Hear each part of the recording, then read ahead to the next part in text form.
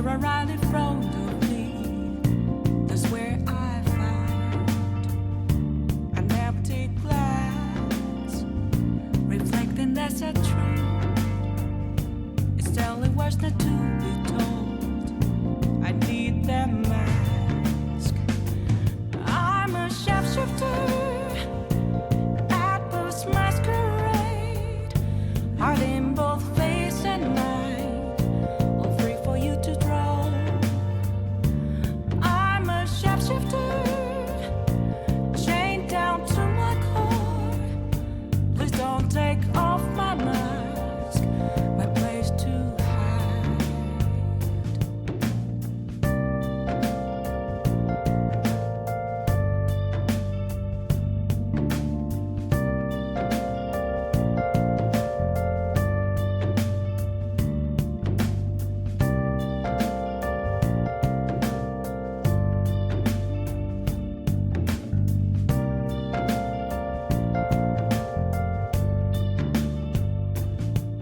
I can't tell you how to see me.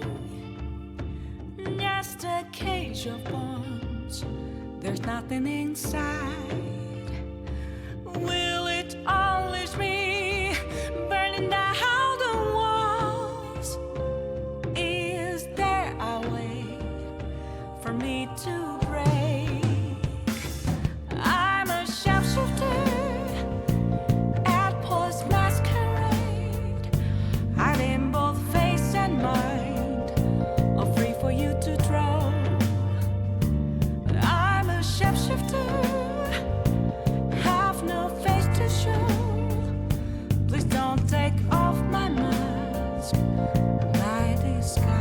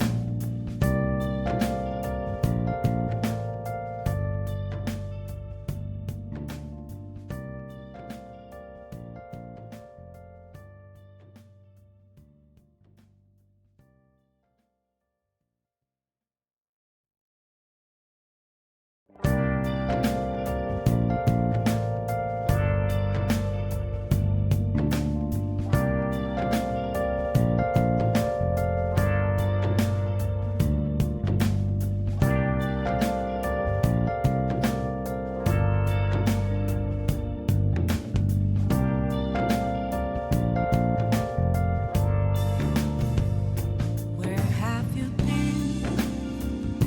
Been searching all along, confessing while alone and on, without a clue, without a sign, without grasping it. Hello. Alright. Oh, that's so loud in my ear. We're going to finish Hildibrand today.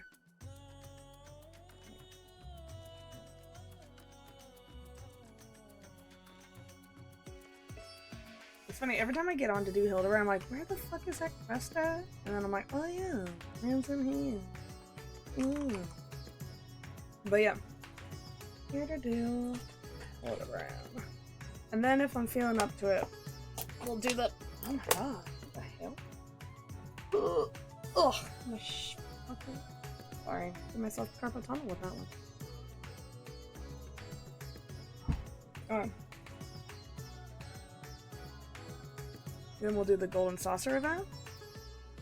Oh, little baby.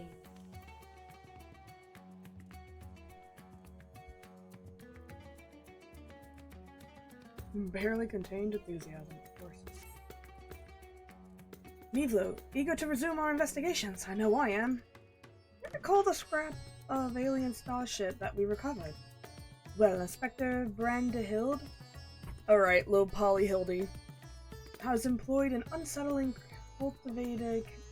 capacity to exfoliate the damage of the greater hull, and he has concluded that the vessel would be incapable of flight without the extensive repairs. Our most likely scenario, then, is that some unknown agent made off with the starship wreckage, along with Poo-Poo's acquaintance. Fortunately, I have a fair idea who that unknown agent might be. After all, there is a singularly shadowy cabal of history of concealing extraterrestrial activity. Actually, let's head over to Karma first. The inspector and the others are staying in the dwelling there, and I'd rather not explain myself twice. Good point, I'd rather not read it twice. You know? Wee wee nee nee nee nee.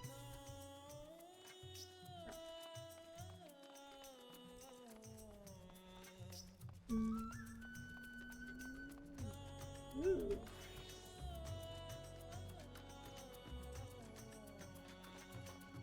Ooh, helmet.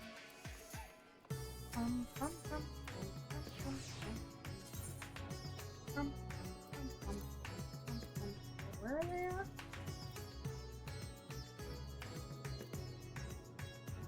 Ah.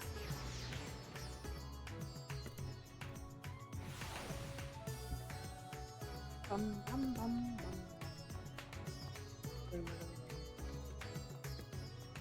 I see your back, you dork. What a creep.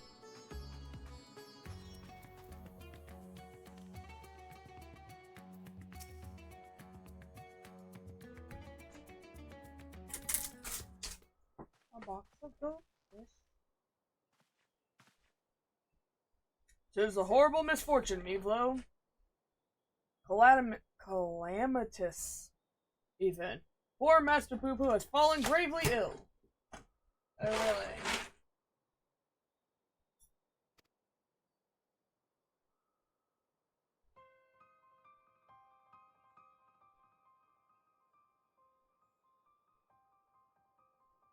He's so bluish green. More so, even. Could he have caught cold? I suppose it's quite chilly up there in Garlemald. Poo-Poo is an alien.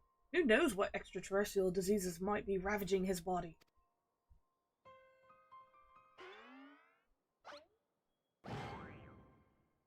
Marshu's delights are the best medicine for whatever ails you, as the inspector himself can attest. Good gods, Noshu! You'll blow our host's domicile to pieces! Put them away!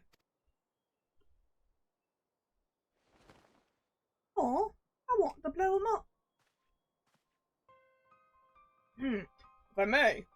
When I was cloned from the inspector, certain gaps in my knowledge were patched with supplementary data from the starship's archive. This information included the encyclopedic understanding of Master Poo-Poo's physiology, which should be suffice for me to diagnose his condition. A Xenoman hybrid mind. That explains the impossible calculations. Oh my god, here we go again.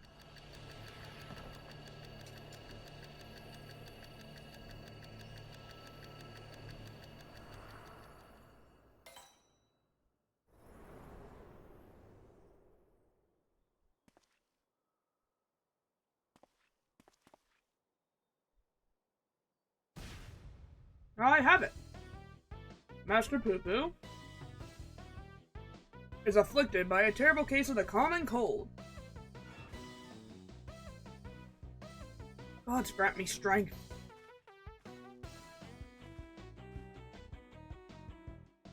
As a visitor to Aetheris, Master Poo-Poo has no prior exposure to our maladies. He is thus particularly susceptible to infection, or more likely to experience severe symptoms.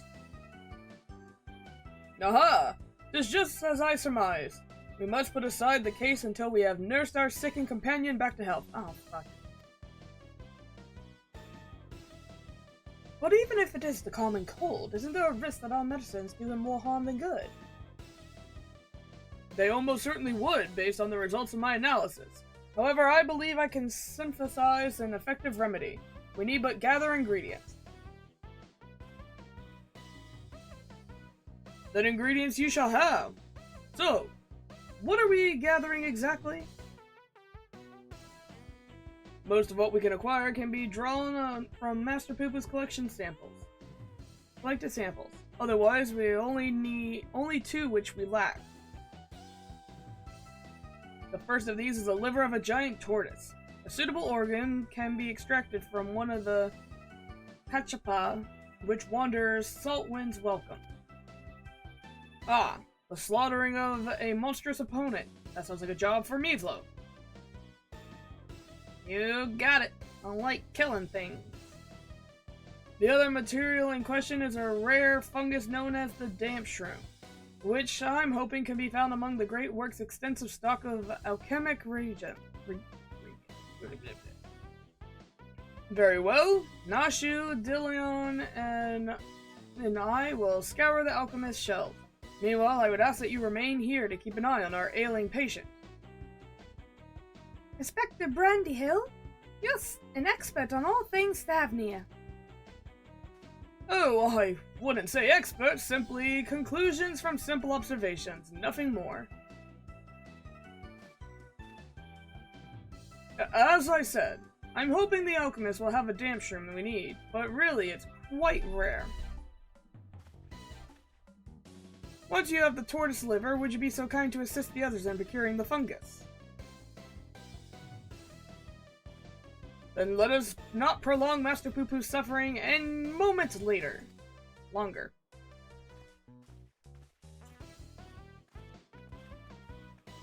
It seems we have a job to do. Further discussion of the abduction will have to wait.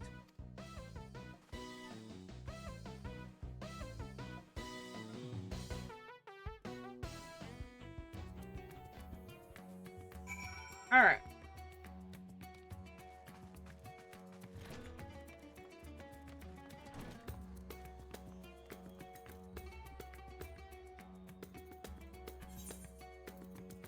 Bro, get out of here. So, I was trying to clear out some quests, and I saw the Leaves quest. But then I was too high level, so I failed the Leaves quest. And I don't know what to honestly do. And I can't get rid of it. It's stuck on my fucking journal forever. So stupid.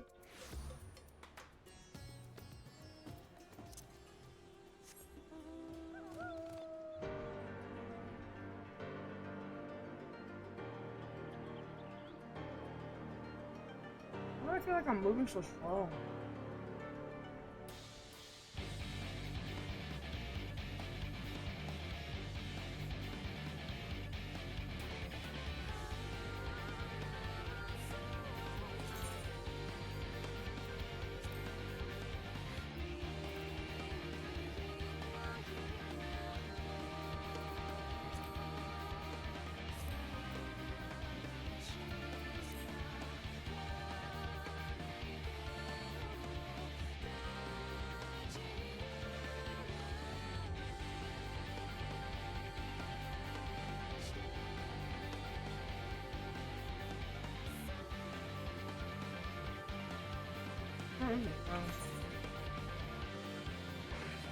No.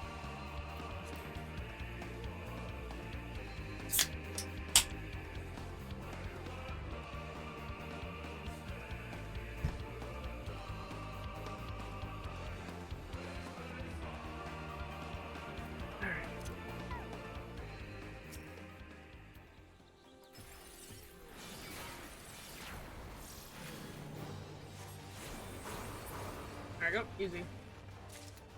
Oh, alright, we're done with that.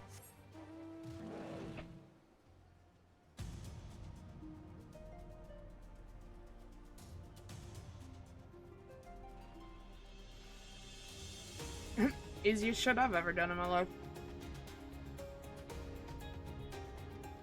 While we're auto running, I'm gonna check something. Hello?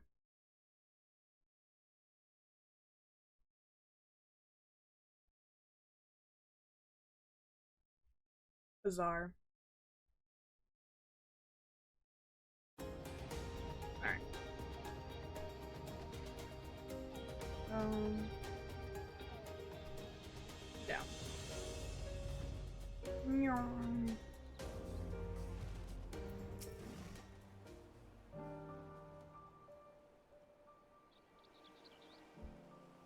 Oh, Mevlo. I have every confidence you would bring us a suitable liver. Alas, the dank shroom yet eludes us. The alchemist said that the fungus has few applications, so they don't bother to stock it most of the time.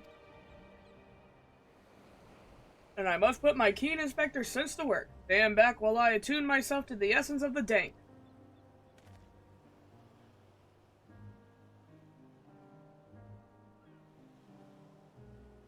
Damp. The word is damp shroom. You'll forgive me if I have no faith in your abilities. 'Tis close, my friends. We're getting closer and closer as we speak. I hear you folk are in the market for damp shrooms. I might have some to sell if you're interested. But how? We certainly are, my fine fellow. Right then, you'll have to give me a moment to retrieve the goods. We can finalize our transaction up on the perfumed rise. Oh, was that genuine clairvoyance or sheer coincidence? I'm not sure anymore.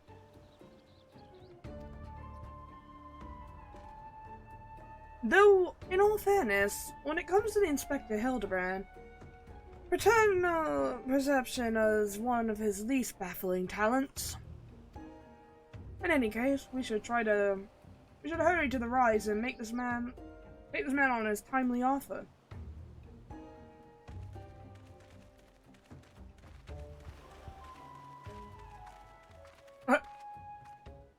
I haven't tried to hide that much, damn.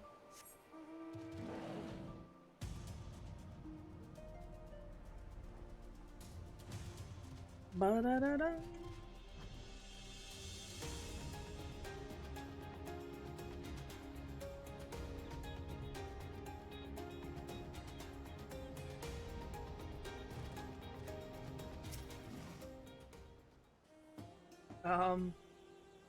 Okay.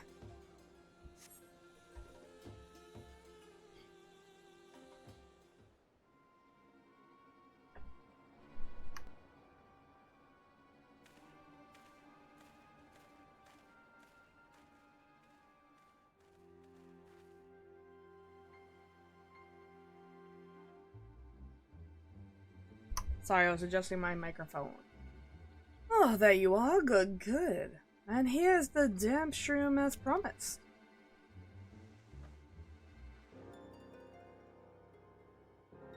Oh, glad we offer your assistance. Ah, ta-ta. Ta-ta, there we go. Not so fast. There's still the matter of payment. Of course, of course. How much do we owe you, my good man? Considering the extreme rarity of the fungus in question, I couldn't let it go for less than 1,000,000 gil. I have like 5 of that.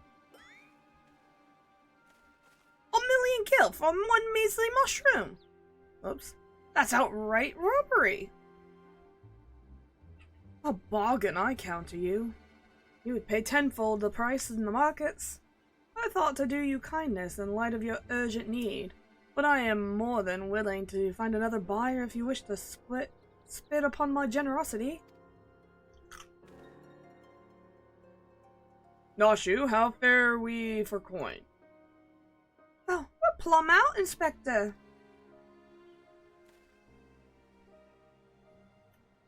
Ah, then this is a pickly pickle. Were we to obtain sufficient funds at such a short notice?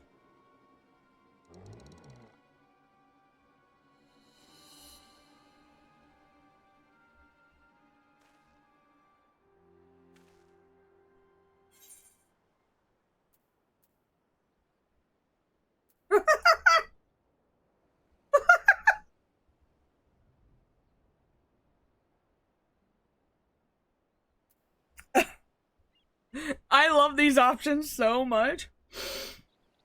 A million gil, was it? I have an orchestrion rule collection problem. Gotta buy them all. Spent my last of my savings I've returned into oblivion. Z.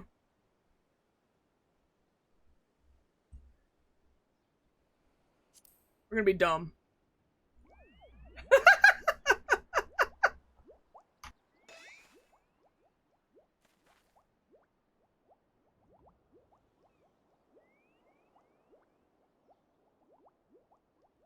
What would happen if you said sure? If that's the way of it, then I shall beg father for the necessary amount. Saving Master Poo-Poo's life is worth every gil. Give that man nothing! I don't know who said that. Was that other Hildibrand?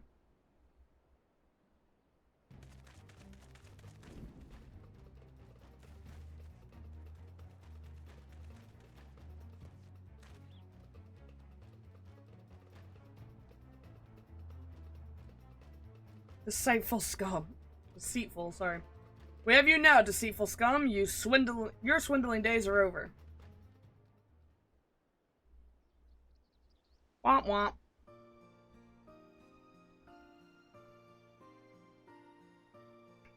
Rosa Han, City Guard, at your service. We'd received reports of this man's questionable activities and have been keeping a close eye on him ever since. Damn shroom is a rare find in the bazaar, to be sure, but only because there's no real demand for it. The price this charlatan quoted you was, quite frankly, ludicrous.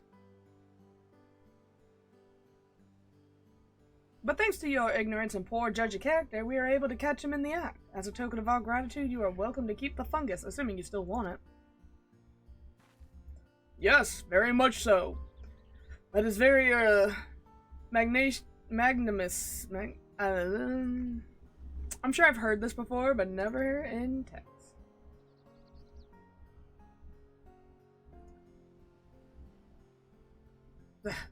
You think I enjoy tricking fools out of their coin? If that bastard hadn't declared my job redundant, I wouldn't have need to stoop so low.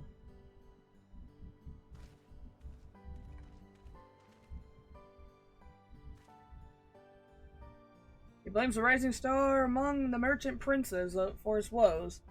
Van Houdini. I believe his name was, anyways. Purchased a trading custodium where the man was working, which led to structuring the hierarchy, putting a lot of people out of work. Van Houdi. I know that name. Something about the acquisitions deal gone sour. Father was willing to sell him a slice of his Hanish enterprise, I think, but balked when the man offered to buy our family business in its entirety. Truly, there's no telling how deep the coffers of this Van Houdi are. Nor do any know the secret of how he amassed such a kingly wealth so damnably fast. There are whispers, though, that he solved alchemy's oldest and most legendary problems, the transmutation of base metal into gold. Unlikely to say the least, but whatever the source of Van Houdi's riches, he shows no reluctance in spending them. He's brought a historic temple to serve. He has bought a historic temple to serve as his home, and commissioned a private airship, among other extravagant expenditures. There we go. Nice for some, eh? What does that mean? I'm bad at reading. Cool. That swindling case had barely started before you solved it, Inspector. Ha! All a day's work, my dear Nashu. I believe our business upon the scented hill has concluded. Let us hurry the ingredients back to Inspector Brandahill, shall we?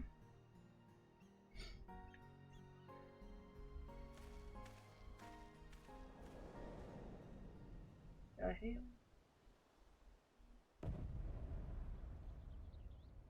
I may have mollified his lordship with the secrets of divine manifestation, but the stretch of failure yet clings to me. I still don't know who this is.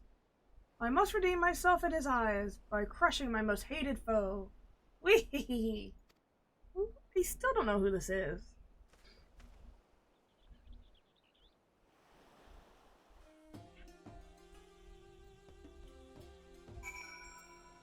I don't think I ever will. No, that is.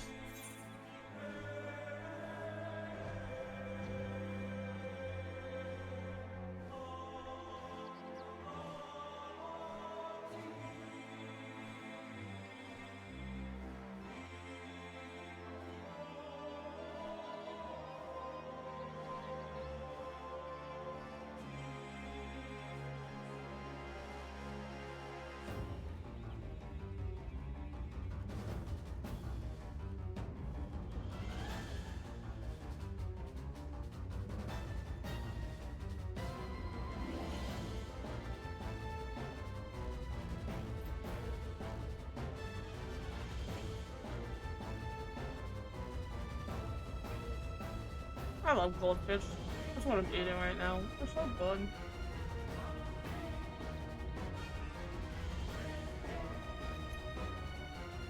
No.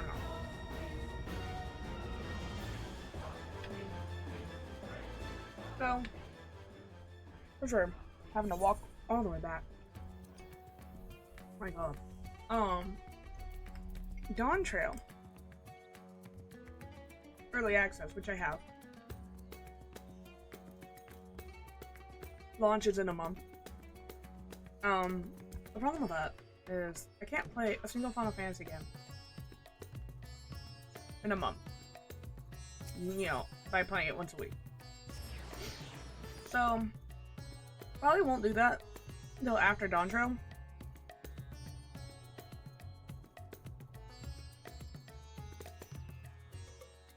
Which is fine. Expansion takes me about 10 episodes. 10 weeks. That will take me through summer. But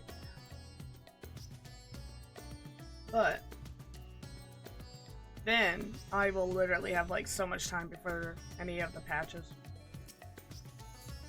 Inspector Hildibrand tells me you have the liver to go along with his damn shroom. I sure do.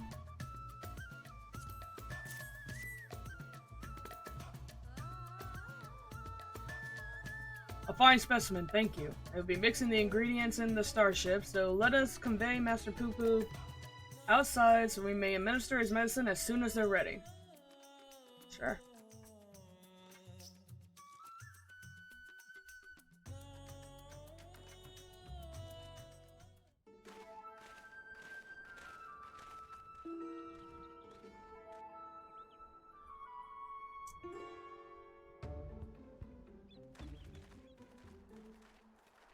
This should be sufficiently remote. I'll have the craft come to us, and we can commence the treatment.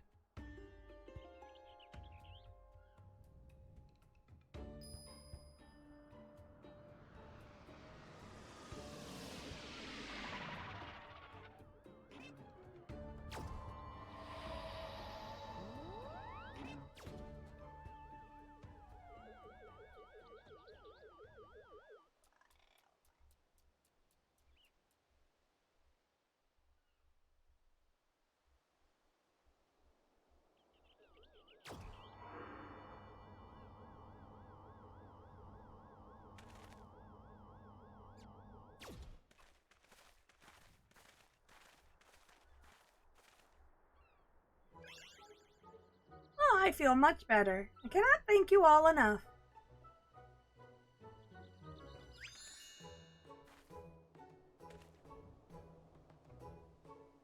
Bro.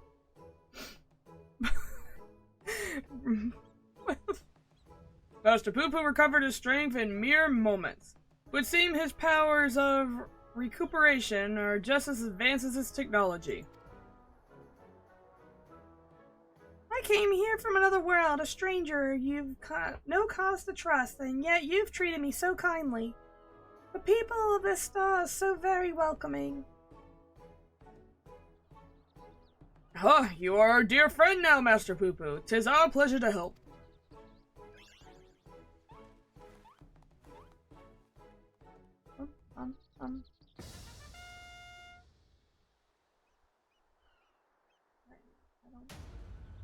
And it will be my pleasure to harm! Or whatever the fuck, I don't know.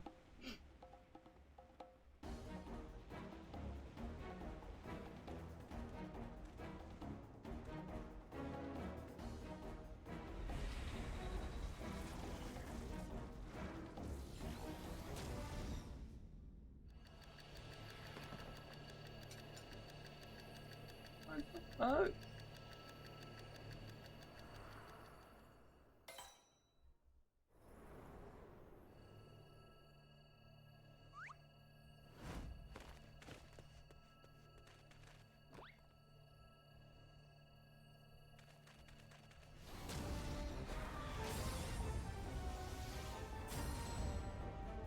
I'll not fall for the same trick twice!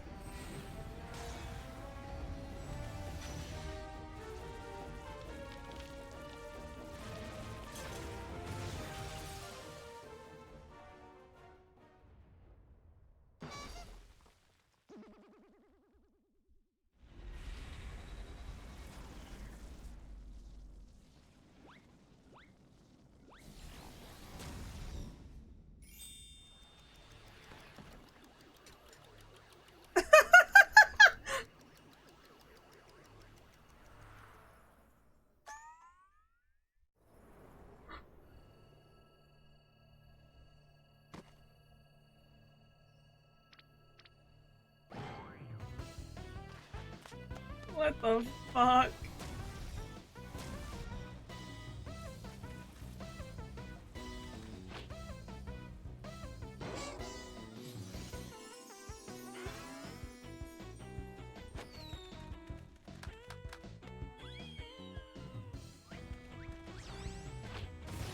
What?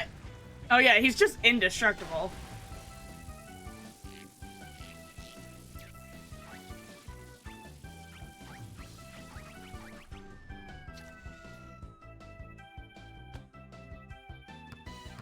Basketball this time.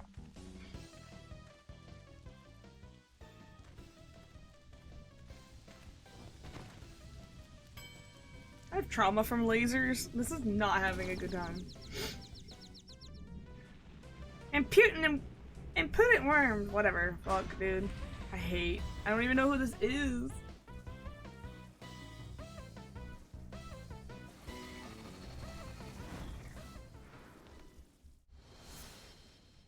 Swish.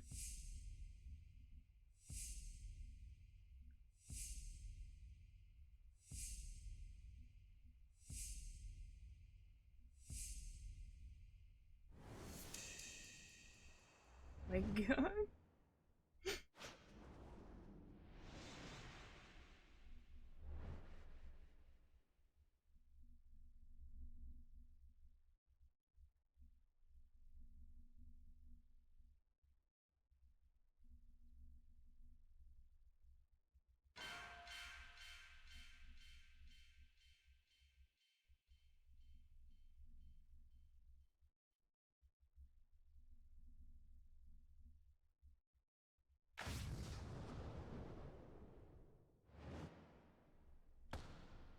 Dunk on him. God. We're just doing sports.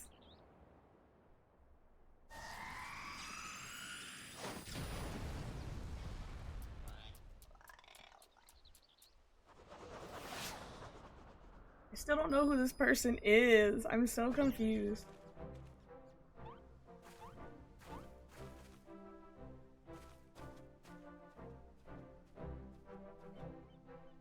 Also, the word was impotent that I fucked up, I believe. Yeah, I know, I'm awesome.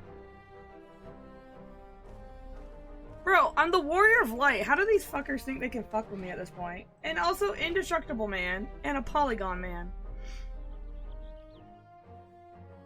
You took the full force of a destructive beam and yet you stand. Somewhat singed, but apparently unharmed. I've pondered and puzzled over this inexplicable fortune of yours. I feel compelled to ask. Are you an alien? Aha! A fine jest, but I assure you I am without a doubt an Uldon-born Mandeville of terrestrial Hurrian stock.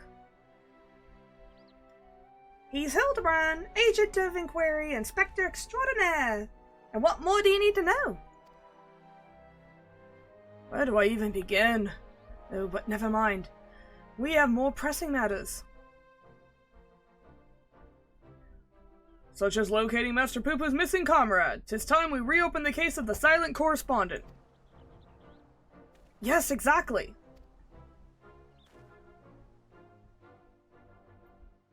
And I have a firm theory as to who it was that took the wreckage in his erstwhile plot. The Charlians! I'm all but certain that they've allied with insidious extraterrestrials, which means that they are under orders to remove any evidence of alien activity. I wager we'll find what we're looking for in old Charlian. We need only infiltrate their operations and expose their nefarious conspiracy. Charlians can't be bothered to formally ally with foreign nations, much less and the Lawbirds don't count. Trust me, they'd sooner flee the star than attempt to subjugate it. Trust me, my dude, they're a bunch of bitches. While Master Dillion's theory does lack supporting facts, we have no other promising leads to pursue at present. Moreover, I understand the Charlians set the standard for monitoring astronomical and astrological phenomenon. But mayhap their experts may be tracking extraterrestrial movements.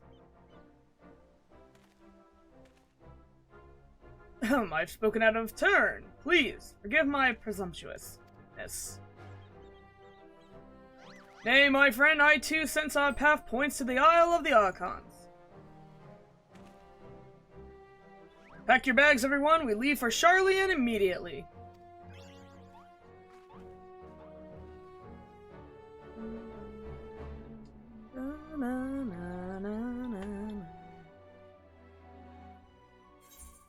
Fortuna's gonna be like, what the fuck is this? And I'll be like, I brought the most obnoxious people I could find on Aetheris to your doorstep. Bitch.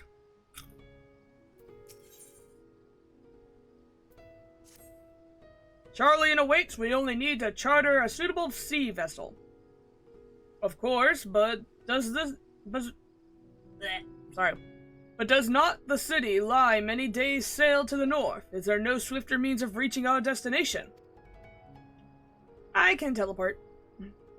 So this experiment... Oh boy! So this experimental aetheryte will allow us to teleport even absent attunement. Splendid. Then we shall avail ourselves to technological marvel forthwith. Excuse me, I am Burpee McGee.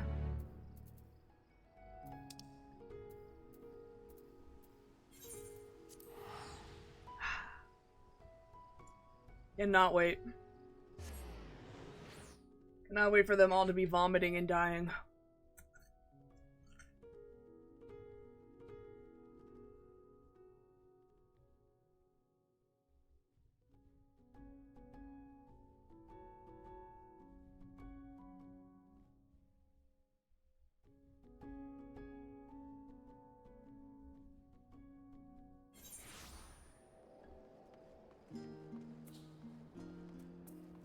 Are they all behind a building dying?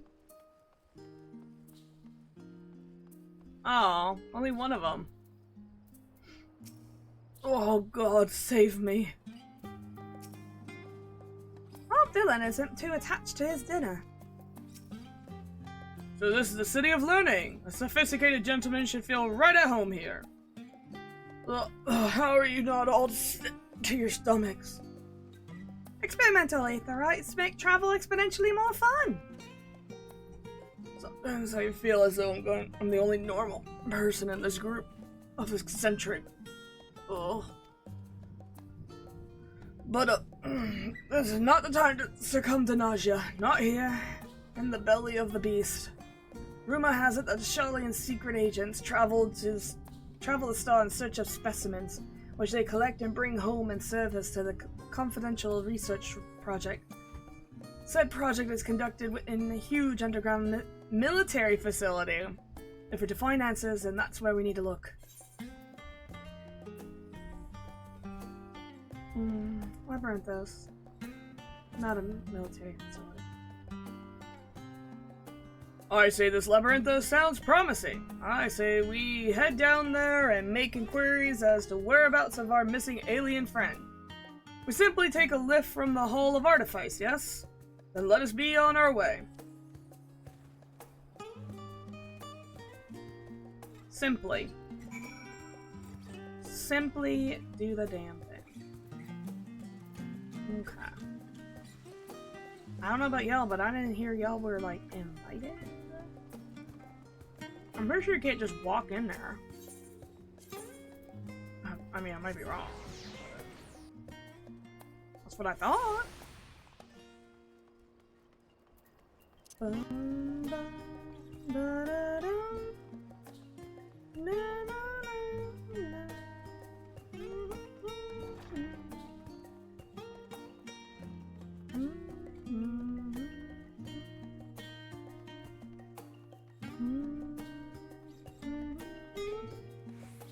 Oh, my voice sucks. I get stuck on the high notes. Ah, these must be the lifts in question.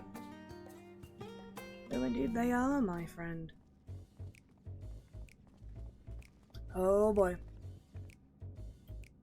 Do you wish to descend into Labyrinthos, sir? Yes. My apologies, but each of your companions must also secure proper permissions before we can allow entrance. Why are your clothes still like that, Hildibrand? If it's assurance you need, then surely a single glance is all you require to judge us trustworthy.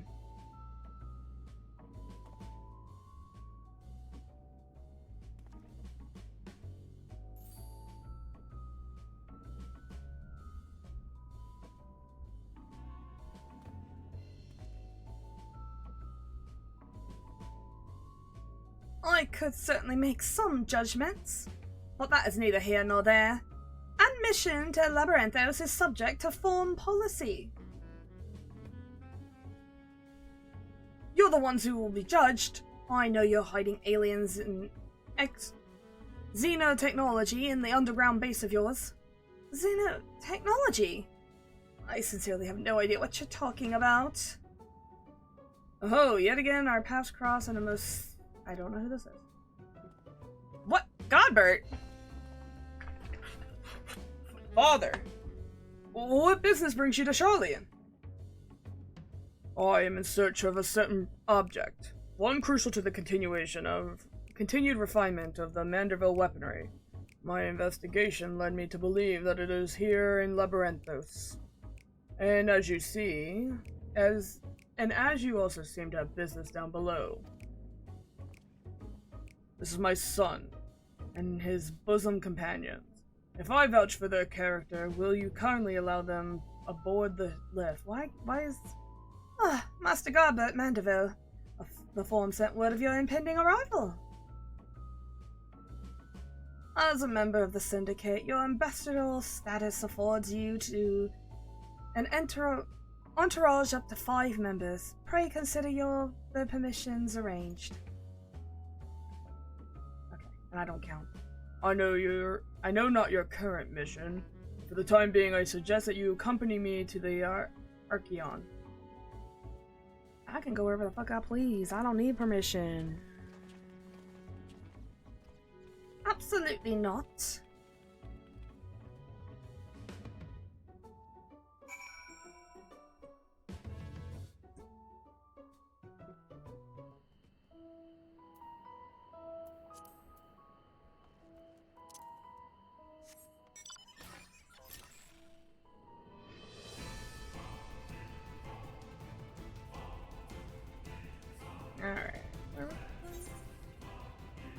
it? No, it's not down.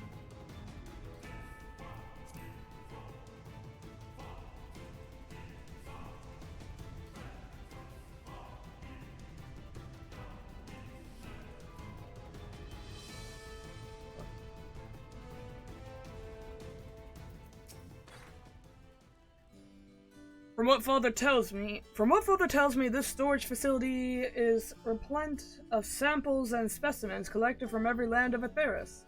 If anyone has information concerning visiting aliens and crashed starships, it'll be these studious folk. Not wrong. You're not wrong at all.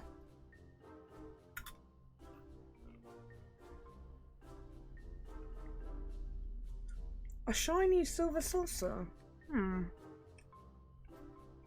I'm sorry, but we have no record of such an object in our archives, either whole or in part.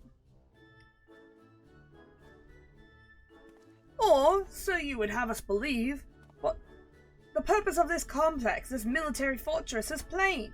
You cannot deny that you are conducting secret research on alien starships. We are not conducting secret research on alien starships. Yes, we did build a star-faring vessel to Tharmasian, but it was neither for military purpose nor of extraterrestrial origin. Disguising your foul lies with the sprinkling of the truth, are we? Fine, I'll dig up the facts myself, and then everyone will hear what you're really up to. Okay, go on with yourself. While I cannot assist you with your missing craft, I do recall seeing an individual with like appearance to your companion there. You do? And where was this, pray tell? At Muriel Agronomics, in the medial circuit. The lift at the back of the building will take you down there. Many thanks, my good man. Well, well, it seems you have found yourselves a solid lead. I have my own search to attend to, so I shall bid you good hunting and good day. I said good day. Sorry, I love the little meme with the otter.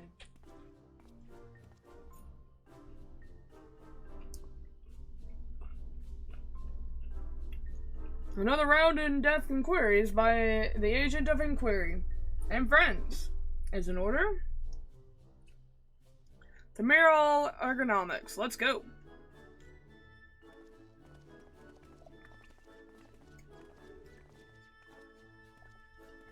None of the scholars are questioning the low poly man. You know? Whatevers.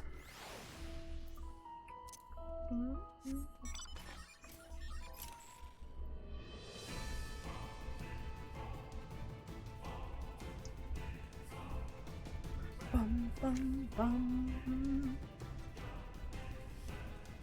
Low poly grapes.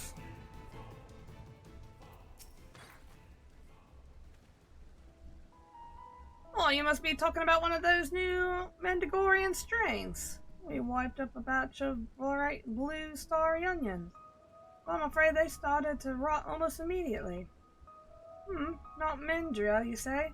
Well, it's the only other bluish thing I can think of around here that are your grapes, and how luscious this crop turned out.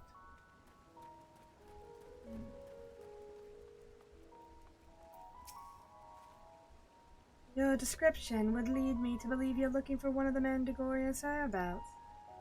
But if, as you say, it's something else you're after, then I'm not sure I can be of much help.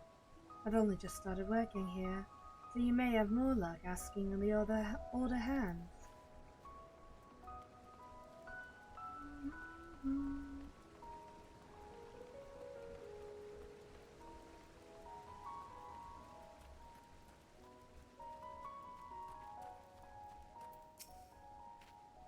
Yes, the little blue man. Saw him with my own 2 eyes, I did. And it was no Mandagoria. The gleaner in the company of an outside visitor passed through a little while back. Nothing too unusual there. Only this, friend you described was scuttling along with them. I know not what purpose brought them to the farm, But whatever it was, they didn't tarry here long.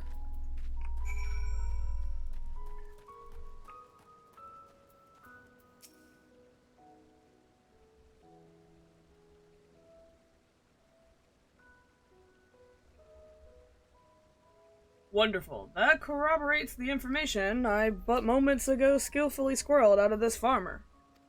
She claims that the acquaintance of the gleaner in question, in fact, and will bring... Wait, to be an acquaintance. Okay. And we'll bring him to talk to us shortly. Right? Let's round up the others. We should all be present to hear what revelations this professional collector has to share. Oh boy, but if Dylan gets pissy...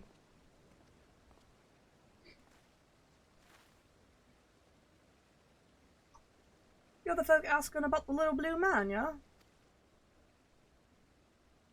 Oh, and you've brought someone who practically identical. You must be the same species, surely. My friend was really here, then? They certainly were. If you're a moment or three, I'll tell you the whole tale. To begin at the beginning, I was in Thavnir on a procurement mission when I crossed paths with an apothecary and his unusual companion. As I mentioned, the companion was almost your twin in appearance, and the wagon they rode upon bore a damaged vessel like which you've never seen before. Could it be? As a collector by trade, I have a certain weakness for oddities. Thus I did hail the apothecary to inquire after his company and his cargo. The man was only too happy to share his story. He had, it seemed, quite recklessly plunged into war-torn lands in Garlemald to sell his wares, reasoning that where there was conflict there would be need for medicinal goods. The state of affairs was rather more volatile than he anticipated, however, and he was soon forced to abandon his venture, and so the apothecary began his long trek home, only to shortly thereafter discover a strangely silvery ship and its shaken pilot crash-landed in the snowfield. It cannot be a coincidence! The story continues. After extricating the battered vessel and its occupant from the snow, he brought them home to Razat. His guests wished to make repairs on the craft, yet even among the wonders of the bazaar, they would struggle to find suitable parts. Hearing this, I suggested they bring the wreckage itself to Labyrinthos, and after they agreed to the idea, I escorted them here myself. Alas, even the Thaumazian engineers who worked on the Ark were mystified by the exotic ship, finding its technology impossible to comprehend, let alone replicate. The little blue fellow eventually resorted to drafting schematics, while the engineers followed these step-by-step to craft the essential bits and bobs. The apothecary and his companion were waiting here at Miral. And then what happened?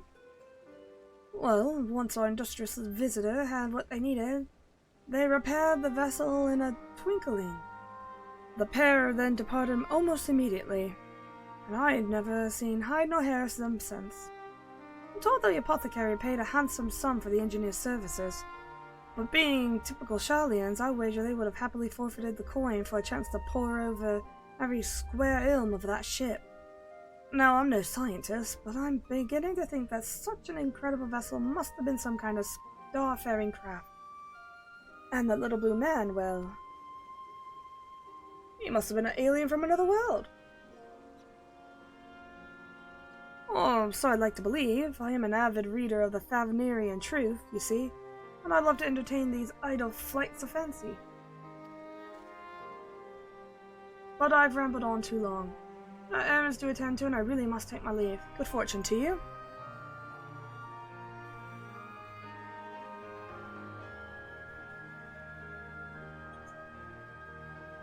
Can it be true? I have readership in Sharlian. Perhaps I've misjudged these people. But seem our comrade is hale and healthy, Master Poo-Poo, and in the company of a Hainish alchemist. of undisclosed description. Yes, this is wonderful news. I am grateful indeed that we made the journey. I have a feeling this case will soon draw to a close. Come, let us return to Razat Han and continue the search.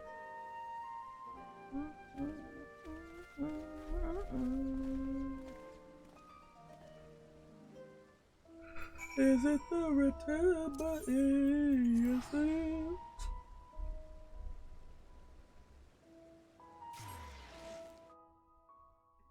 I'm actually still full from dinner, so no more fish. No more goldfish. I'm too full for this. Num num num num num num num num. Let's check something real quick. No, I would like to check something real quick. Okay, we're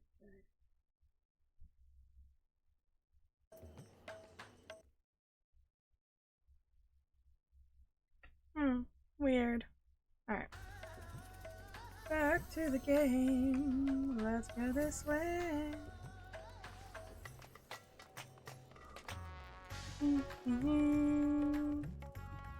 Sorry for the yawn. I am sleepy. Man, this week was long. Ugh. It felt really long. To summarize our findings, we now know Master Poo-Poo's friend is safe and in company of a heinous gentleman, and possibly here on this very isle. Oh, that does sound promising. Who is this? Oh. Godbert? Father, you've returned to the city. I trust this means your own investigation was successful. Excuse me, that's gross. That it was. Although laying hands on an object of my desire has been a long and frustrating ordeal, to say the least. Much painstakingly research revealed to me the existence of a hereditary Manderville relic, within which slumbers the secrets of weapon augmentation. Yet though I turn our ancestral home upside down, I failed to unearth the artifact in question. The reason for its absence became clear when I chanced upon a journal of one of our forefathers. He wrote as of a visiting scholar's keen interest in the relic, and how he thus surrendered it to Charlie in safekeeping for study. The trail led me to Labyrinthos. As it turns out, the Charlians never did find time to construct their analysis. The custodian and I found the curio tucked away in the dusty corner of Archeon, still awaiting processing.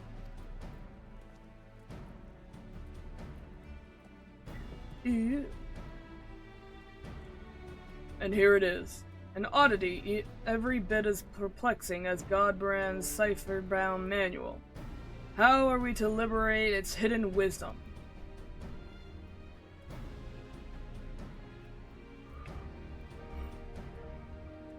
Well, I can help you with that. These devices were made by Bandervillians. A starfaring race of whom we once traded. Starfaring? Mandervillians. You telling me that's why they're indestructible? They're from fucking space? Yeah, a highly evolved species with the mastery of advanced technologies. Our people share ideas and inventions, so I am quite familiar with your family's relic. If you wish, I could have the device project whatever images were stored upon it. A darkened room would afford us the clearest view, however. Let us retire to the room at Kama and dim the lanterns. We must behold these secrets in optimal conditions. Apparently you're fucking aliens, which explains everything, to be honest. Mandervillians. A coincidental naming, or is there some deeper connection? Pick up your fucking triangle and let's go.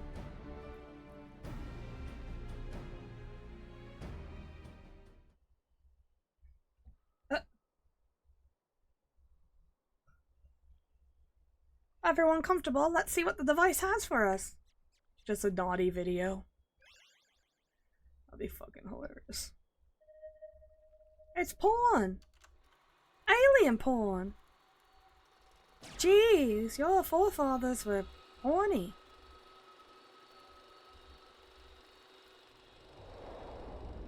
What are we watching?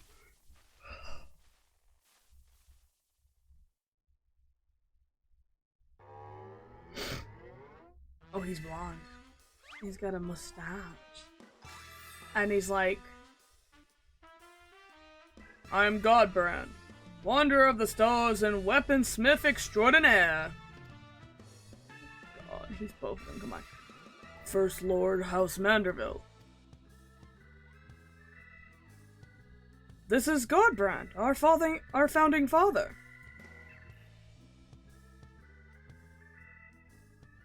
I record this message that my descendants may know the truth of the cosmic origins. The tale is long, but I bid you to watch until the very end.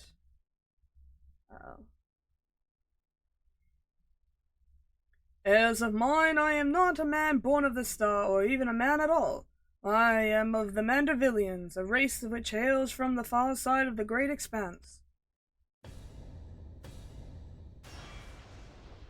So intense.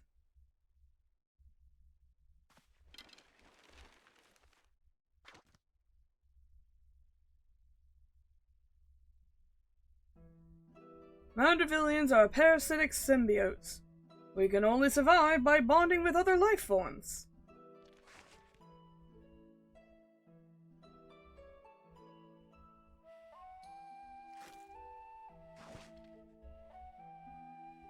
Once our essence has taken root, we supplant the host mind and strengthen its physical structures, imbuing our new form with steel-like resilience. I knew there was something alien about the impossible imperviousness.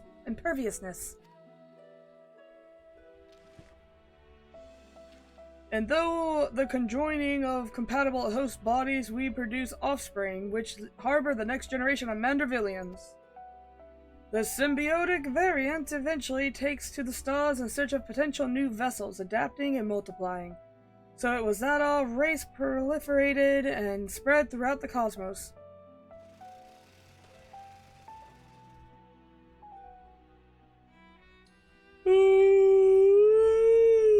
Excuse me. Until tragically our flourishing civilization was brought to an abrupt end. At a depression? Yep. Every planet upon which we Mandervillians reside was visited by an inexplicable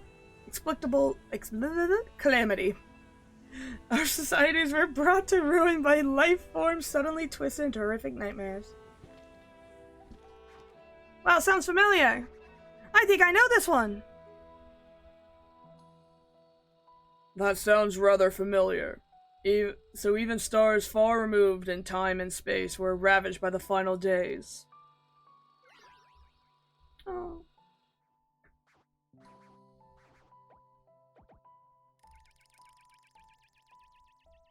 Desperate. Oh my god, I'm so tired. Desperate to avoid the same fate, a comrade and I boarded a ship and fled upward into the starry night.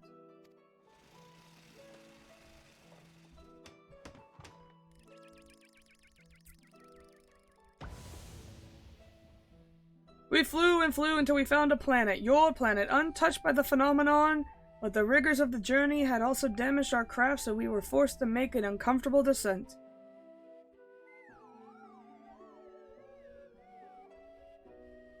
I alone crawled from the wreckage, badly injured and near death, but even as I resigned myself to perishing in this unfamiliar world, I was found by a man who came looking for a falling star.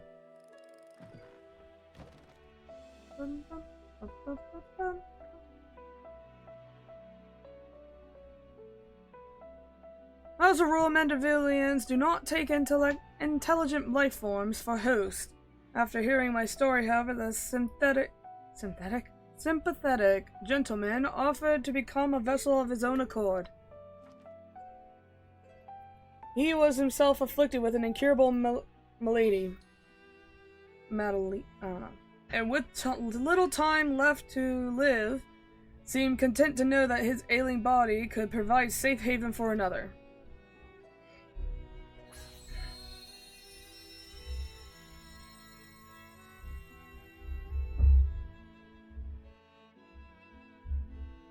With his blessing, I set about transferring my essence. The man's form was revitalized and purged of his fatal frailty.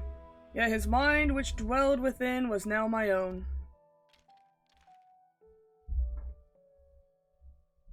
I went to build a new home for myself here, making use of my people's technology to ply the blacksmith's trade. We read a local lass, and together we had a child.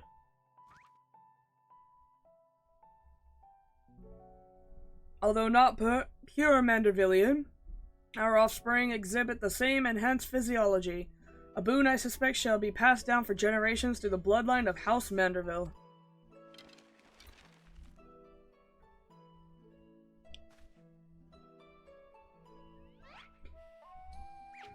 My dear descendants, the folk of this star are the most fragile. Yet, as the first man I encountered did demonstrate, they are nonetheless capable of surpassing love and generosity. Huh.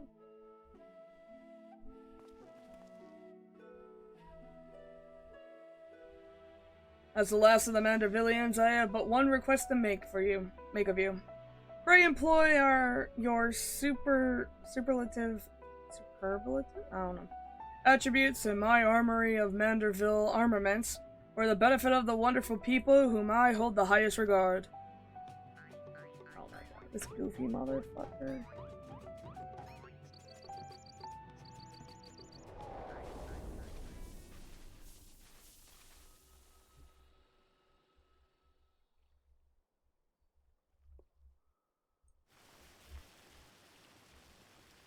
What an outstanding development!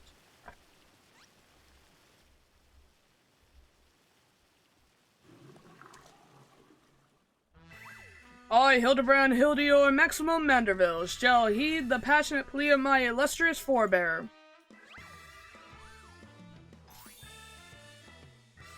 No case is too big nor too small should it be in service of my fellow man. Oh, he's learned he's a descendant of an extraterrestrial being and is still business as usual. But wait a minute. Then why is Lady Julian so monstrously strong? Is she a descendant of the aliens too?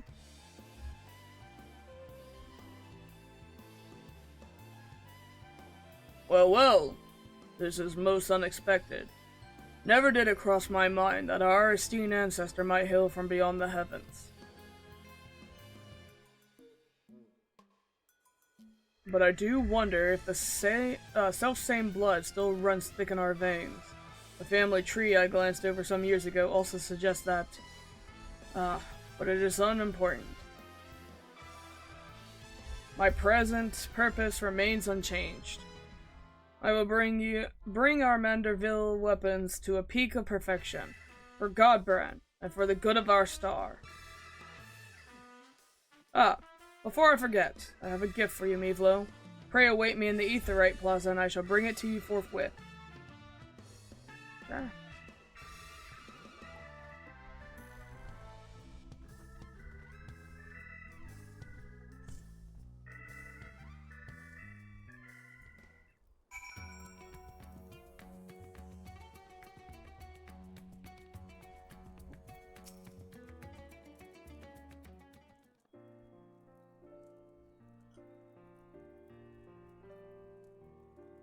Some truths can shatter the foundation of our beliefs when brought to light.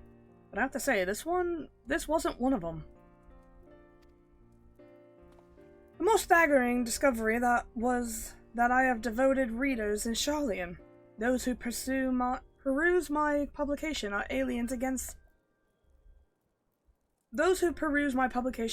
aliens against an ever-expanding webs of lies and deception, without exception. I have misjudged the Charlian people. They are not collaborators or architects of conspiracy. They are but seekers of knowledge, unafraid to plumb the depths of the unknown. There you go, buddy. You finally got there.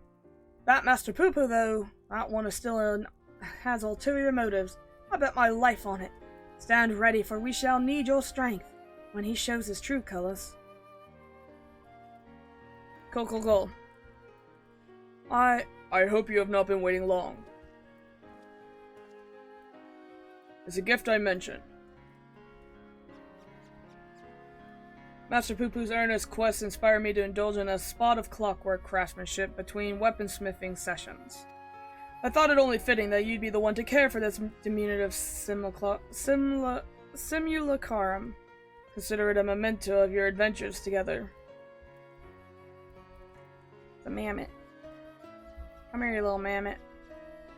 As for our Manderville weaponry project, your assistance is still very much welcome whenever you can spare the time. Until then, my dear Mevlo. And on that note, I'm gonna go turn my fan on. Oh, it's hot in here.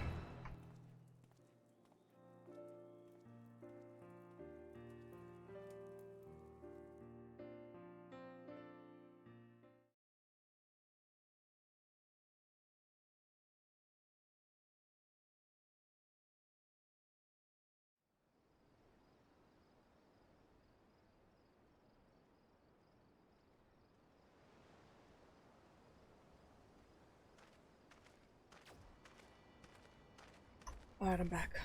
And I didn't really miss much now, did I?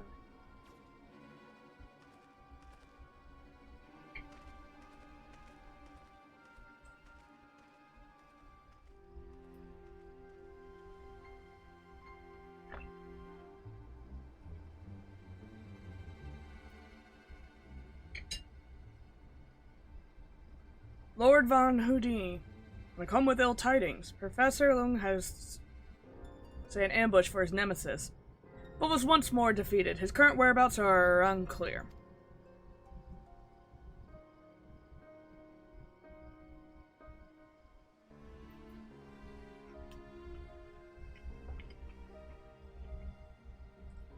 That blithering dolt.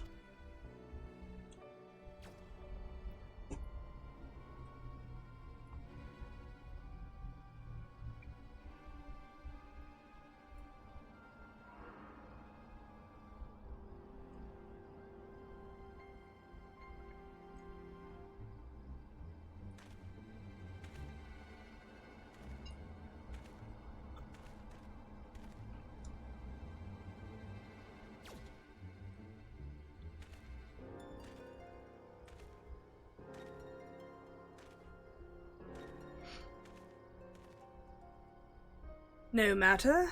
Preparations are well underway. The manifestation will proceed as planned.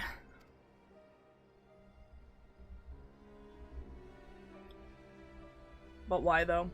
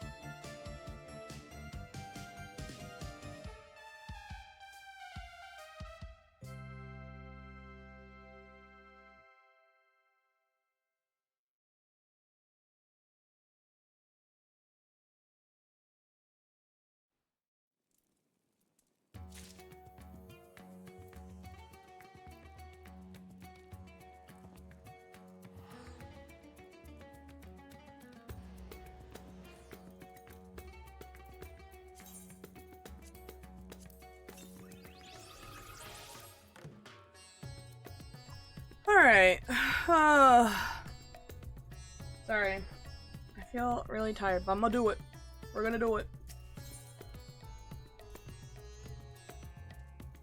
Isn't this the last one? Volleyball again?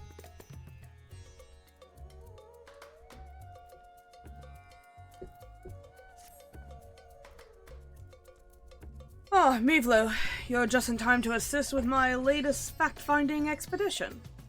Our recent foray into Charlian revealed that Poo-Poo's friend was accompanied by a Hainish alchemist, yes? As such, I was inspired to do some preliminary legwork here in Thavnir. I've contacted my usual sources of local sightings of alien phenomena, but alas, they have none to share.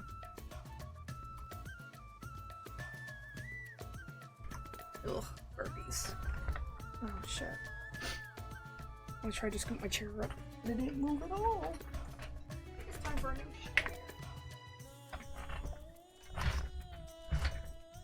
Yeah, I do believe it's time for a new chair.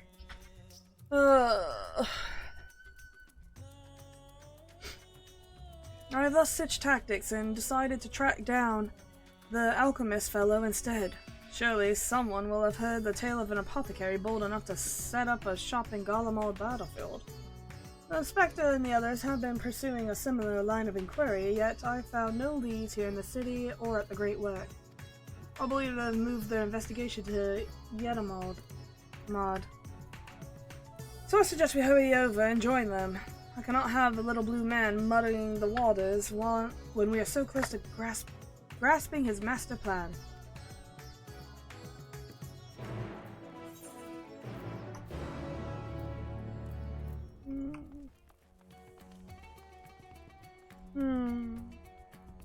hot.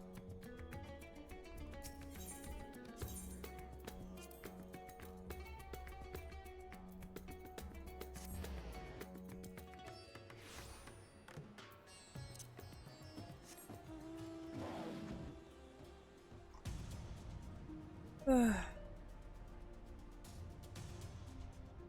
feel like I'm going slow again.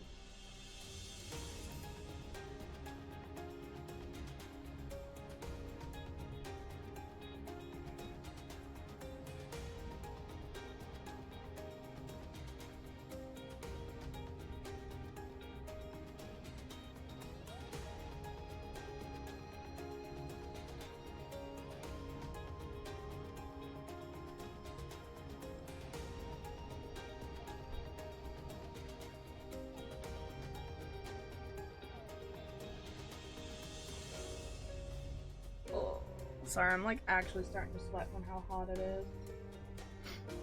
Gross.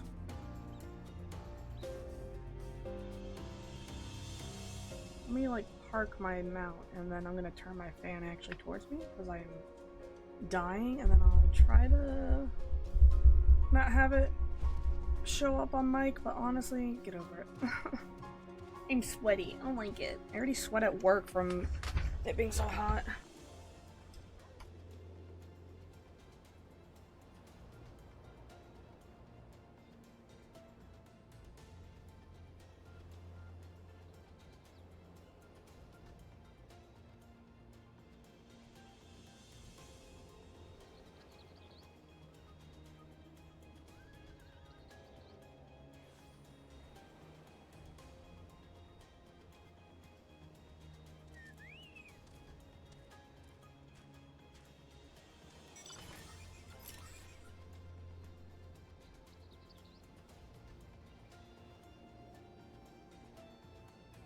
Okay, that's a little bit better. Sorry if you can hear the fan, but like, I want to finish the damn quest, not be hot.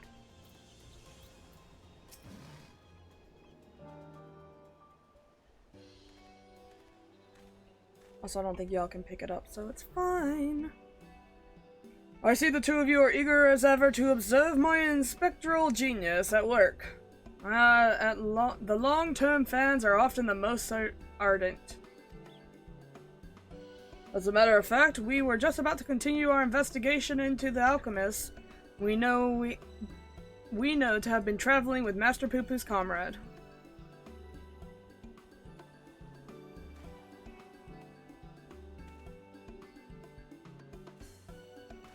I mean to say, I'm merely following the inspector's wake. You needn't be so modest, my dear Inspector Brandehild. 'Tis wrong of me to comport myself as an equal to you all in any respect. For I am but a copy, and a flawed one at that. Stuff the nonsense. Clone or not, self-deprecation is unbecoming unbecoming in a Manderville man. Exactly. The things you can do are amazing. Oh, I don't know about that. 'Twas you who saved Mevlo from certain doom, was it not? While not quite as all a citrus as mine, your rapid reasoning is nonetheless quite effective. 'Tis kind of you to accept me, rough edges and all. I only hope my meager contributions are of some small assistance.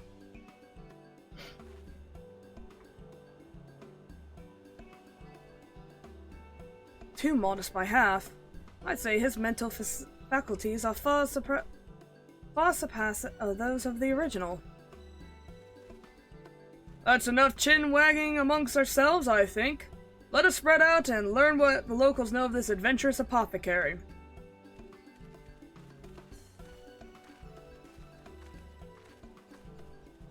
Where the... I didn't even actually see him this time.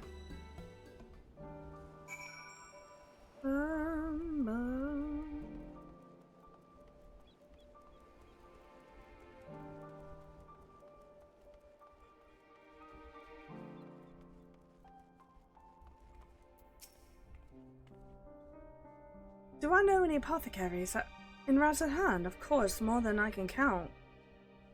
I've not heard tell of anyone peddling such goods in the heart of the Empire, though. Seems like a terrible idea to me. What with civil war raging and the world almost ending? The situation's improved in recent days, but even so, the Radiant Host still has to provide security for cargo shipments. A lone merchant trading there alone? Impossible.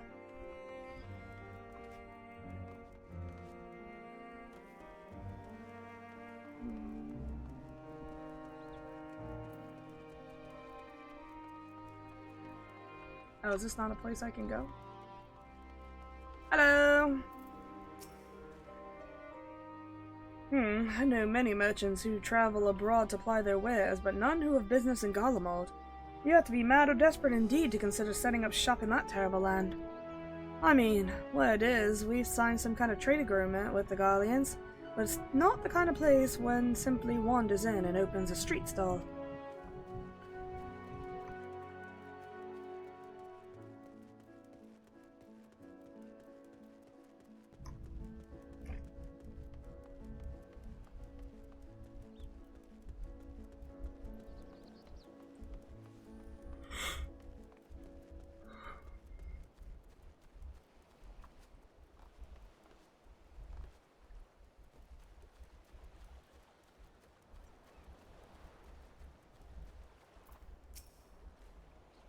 Yes, I know the one of whom you speak. A fellow fisherman told me of a friend of his, an apothecary, who set off for a war-torn Garlemald to sell his medicine.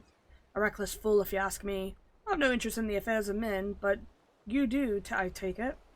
If so, I suggest you head to hear the tale for yourself. Look for a red-haired lad with they're gathering shellfish. Shellfish. Oh, speak Hildibrand. I was about to be like, let's go! Alas. So many steps. Say goodbye, please. I'd like to talk. Ah, Mevlo. I hope your questioning has borne fresher fruit than mine. Yes, actually. Oh, a good friend of the alchemist in question, you say? Well, let us gather the troops and pay a visit to the fallacious fisherman. Okay.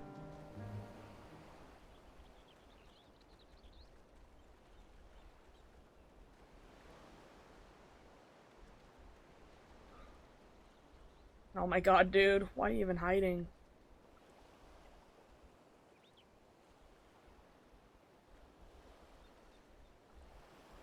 The story of my apothecary friend. Oh, you must mean Bassafalalafa. Well, I was near enough to calling it one day. Anyway. Near enough to calling it a day anyway, so here's what I could tell you. He comes from a very poor family, and growing up, he never had much in the way of money or possessions. I suppose those experiences what led his lifelong obsession with gaining wealth. After trying his hand at the succession of trades, he decided alchemy would earn him the most gil. but his stock never sold as well as he hoped. So when he heard about the internal strife in Garlemald, he saw it as a golden opportunity. Surely the middle of a war was the best place to sell medicines. More like the best place to near-death experiences.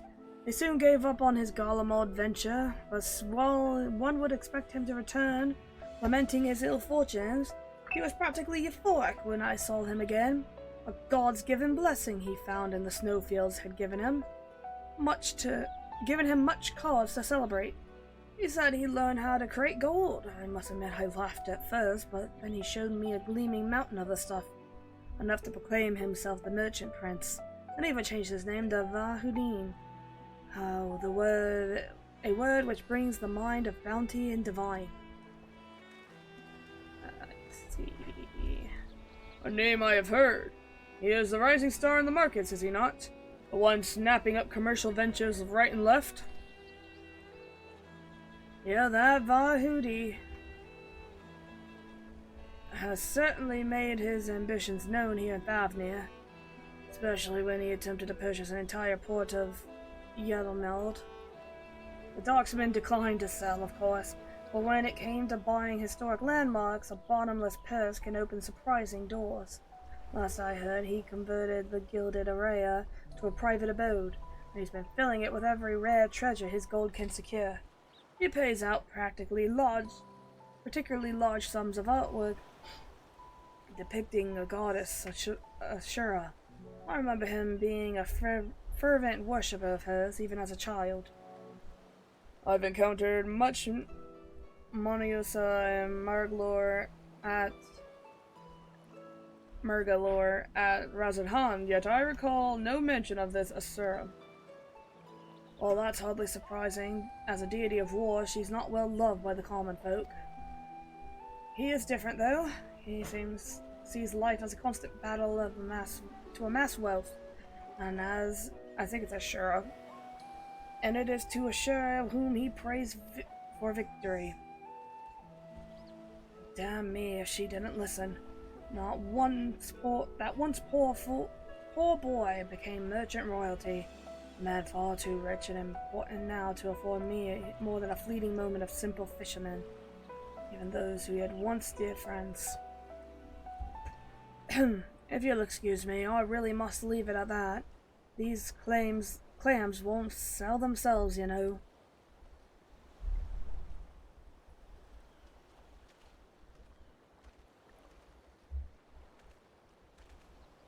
How about that, eh? Our sought-after apothecary and upstart merchant prince were one and the same. Might we assume the blessing he stumbled upon in Garlemald was certain alien craft in his occupant? I'm sorry to intrude, but you aren't the hero who helped us folk when we're turning into beast. Well, some nasty-looking creature just showed up outside town. One of our gods went to confront it, but I don't like her odds against that thing.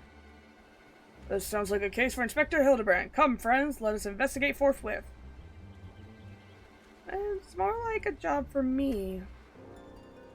But okay. Go off, King.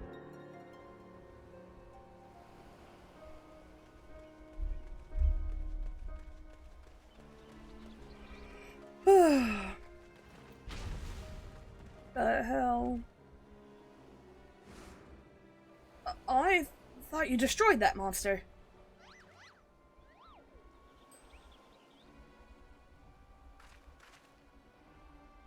I have the situation under control, citizens. This individual bears a strong resemblance to the known fugitive, so I thought it prudent to investigate. Regrettably, he has proven less than forthcoming with answers. How many times must we teach you the same lesson, shiny skull man? How many times I gotta teach you this lesson, old man? Listen, what are you on about?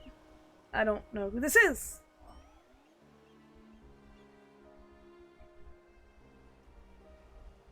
Ugh. Cease the babbling. Get out of my way. Lord Vanity's orders are to cause trouble in the port, and I'm running behind schedule. Hudi, the merchant who tried to buy Hildibrand. And so he put you up to this. Precious, how could you manage to deduce our dastardly plan? Bro, you just said it. Bro, you blurted it out. Silence! No one who learns their schemes must be suffered to live. Prepare to be squashed. Oh my god, you dumb bitch. Thanks, Godbert. Because I didn't want to deal with it. I'm tired of this man showing the fuck up. What the hell? Ah. 3 more sinister skullmen. But the doctor... Was the doctor a quintuplet?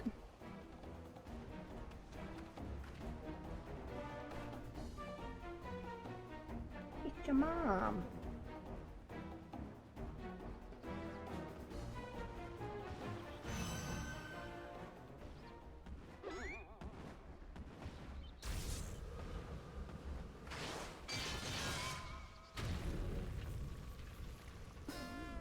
She took the warrior class. Mother!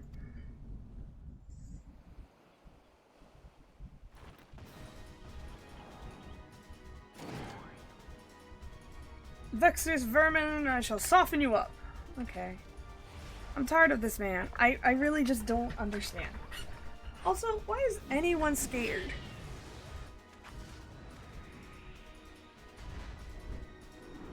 Baseball!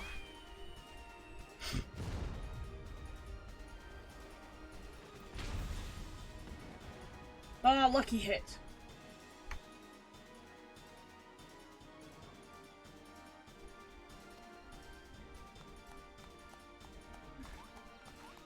Yay, we're all happy that I'm very good at sports.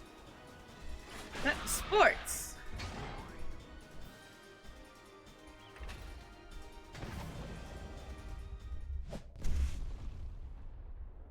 Oh, shit.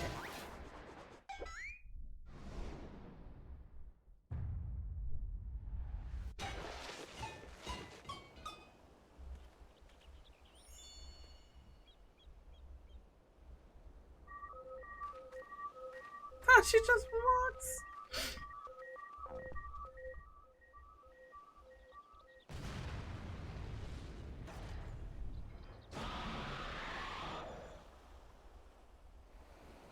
One last pitch.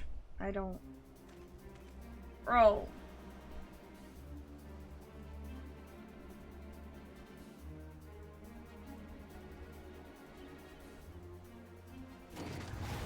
What is this gonna look like when I do this with my Lala, though?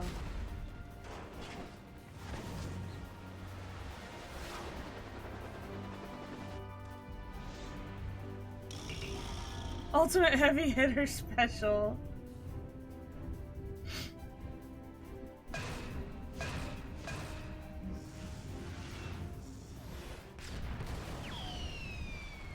But that was my fastball. Okay, dude, I still don't know who you are. Man, I'm just good at everything.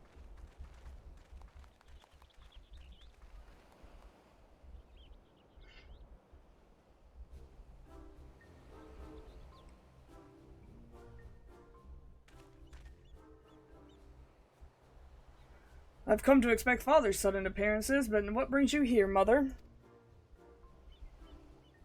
A proposition from the merchant Van Hudi. As a matter of fact, I'm accompanying your dad here as a manager of the Mandeville in Mandeville, and we were just on our way to the bloke's mansion. I've already refused Master Van Houdin once before, when he tried to buy out our commercial empire. This time, however, the deal concerns offloading a quantity of gold at wholesale prices. It's quite an attractive offer considering fine jewelry is our stock in trade, and we thought to at least listen to his proposal. But if he could purposely command his lackeys to disrupt the peace of a public port... We can't do business with a thug like that. Absolutely not. Where did all those lackeys come from in the first place? Is there a hulking, weaponized brute manufactory around here somewhere? Yeah, it's called a spaceship.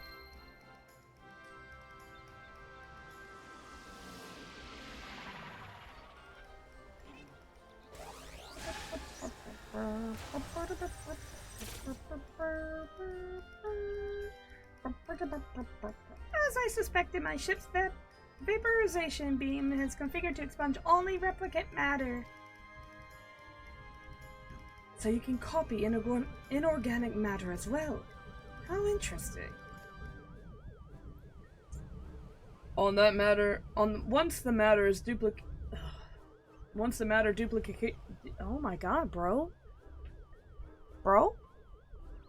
Once the matter duplication facility has analyzed an object's molecular structure, it can generate any number of copies. Yet it cannot create matter from nothing. A requisite supply of ether must be on hand to facilitate the process. Oh, you sure know a lot about... What? Inspector Brandy Hill? Even alien starships.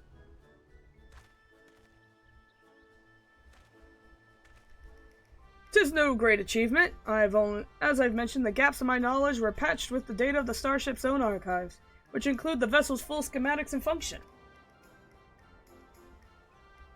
Assuming I understand this correctly, is it possible that Van Hoody is using the repaired alien craft to replicate piles and piles of gold?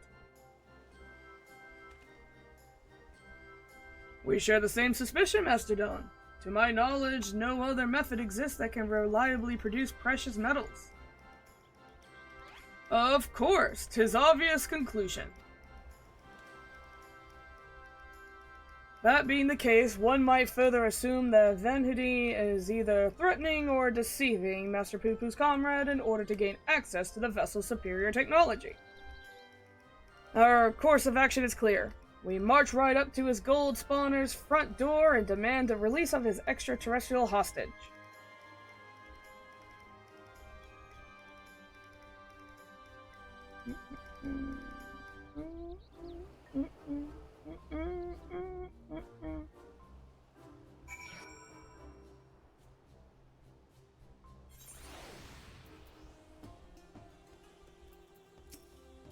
We must confront the malicious merchant at once.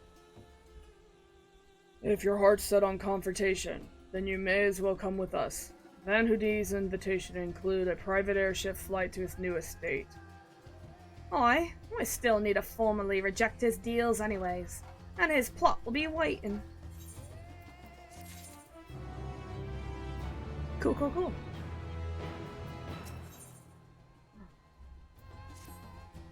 Shall we be on our way? We're to meet Van Hoody's pilot atop the rise just south of Kadaja's footsteps.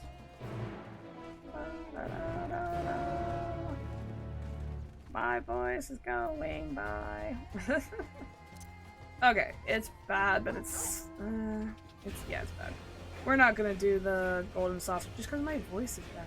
I'm trying not to ruin it, but it's hard. Look at her little feetsies. Look at her little paw pad. Adorable.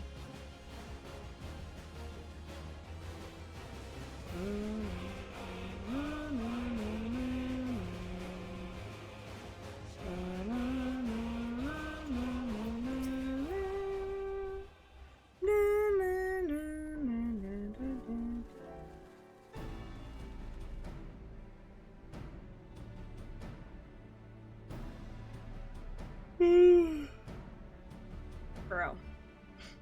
Lord Garbert, Lady Julian. An entourage? Pray excuse our presumptuous. My son and his companions insist they come along, desperate as they were to meet the illustrious Master Van Hoody.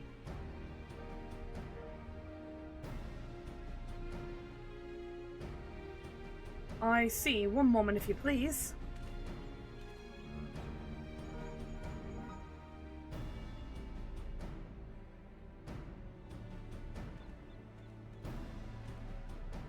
Lord Van Hoody shall be glad to welcome you all to his home.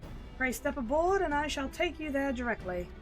Honestly, why does any evil man let me in his house? I'm going to destroy him. Just gonna look at him and be like, really, bitch? Really? You'd be dead without me. But Ooh. What the hell is that? Wait a minute. Is that from the... What is that? It looks familiar. Welcome, honored guest, to my humble abode. I trust the view is to your liking.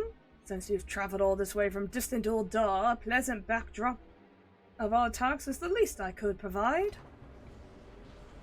And what an unexpected boon this is. I had been debating when to extend a personal invitation, but now here you are. Make a wish come true. Savior Axa of Magistrates Vanhidi, we know your secret of ill-gotten gold. You will cease this exploration of alien technology and release your hostage into the care of Master Poo-Poo at once. Unraveled all my schemes, have you? Good. I need not waste my breath on tedious explanations, then. Well, shit. This is Master Poo-Poo, I presume. I do have his fellow alien here with me, yes? As for exploiting their technology, I freely admit into duplicating a quite frankly obscene amount of gold, but it was merely the beginning. Imagine making a copy after copy of the deadliest weapons in existence. Will not the world itself be yours for the taking? Let's get straight to the point. I want you at my side. Bitch wants to duplicate me! Wait, this was a trap. Damn it! With the vaunted warrior of light at the template of my clone army, we could conquer the very land... conquer this and every other land in creation. That's true. Categorically and my character would not know the meaning of that word. That's not a bad idea, actually.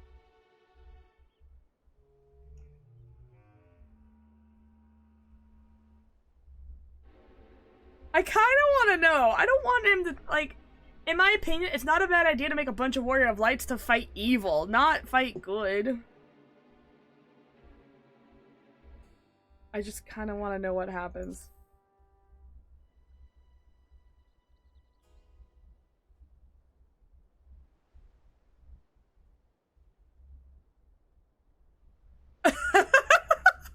Everyone's like, what did you just say? A splendid jest, my friend. A splendid and not at all indicative of suppressed maniacal ambitions jest, yes?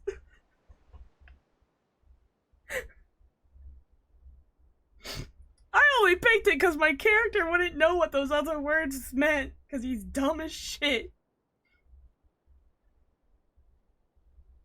Suppressed megalomaniac.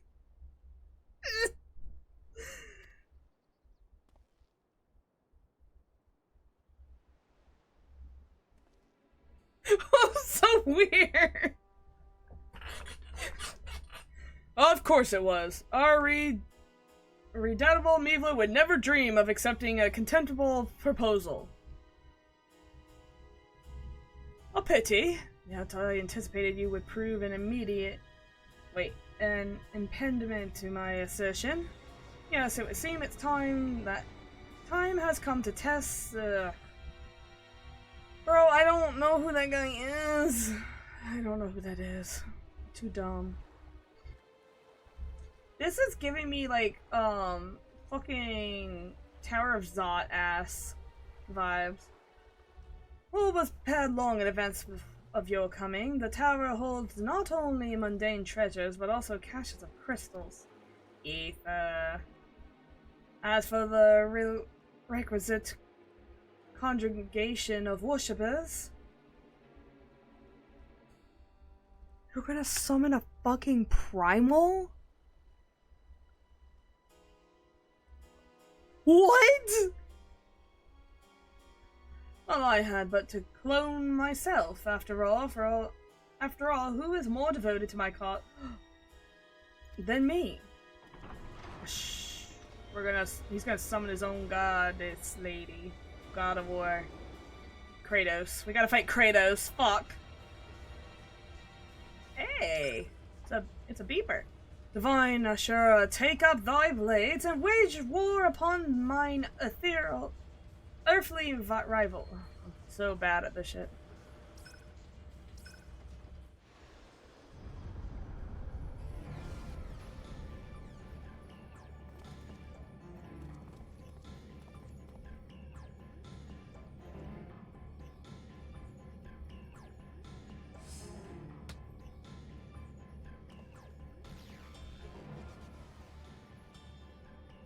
Nay, Hildibrand, against a primal we may be more hindrance than help. We dare not remain within the sphere of influence.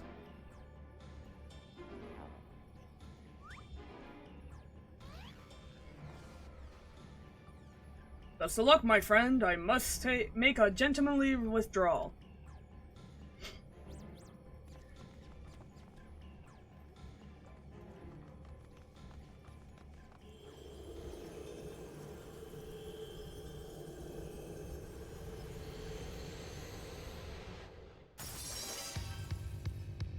Ooh.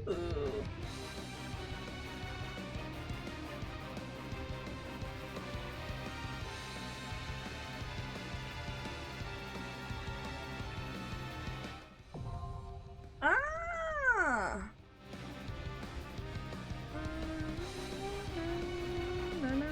I didn't know there was a thing.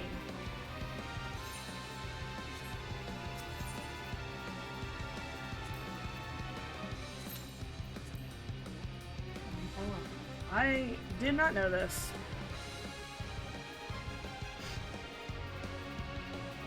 Actually,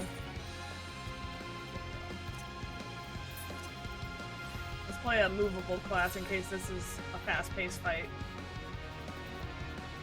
Not that Red Mage is slow-paced, you can move quite a bit with Red Mage, it's still...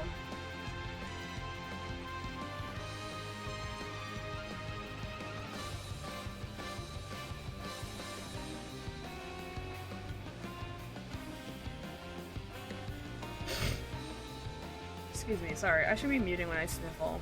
My bad.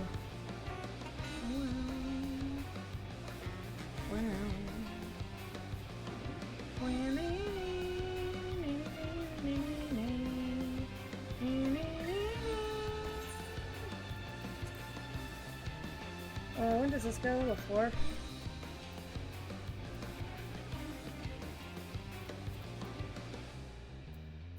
Eighth and 7th circle, Umbral and Litany, Final, fuck that. Core Eater, Limitless. That one takes forever too. No, these two take long. Man, I wish I had Ultima's Bane. I mean, Thoron's not hard, it just takes so long. Both of these do. Oh god, I got like all the shitty ones on this one. Man. It's actually really annoying.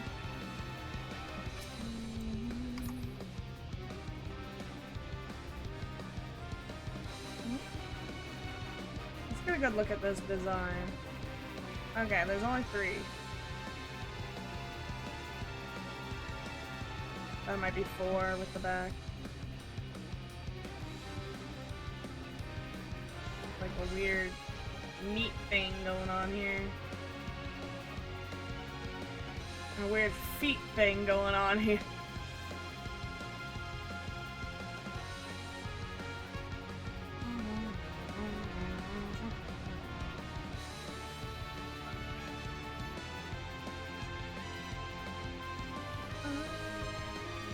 I honestly was not expecting a trial.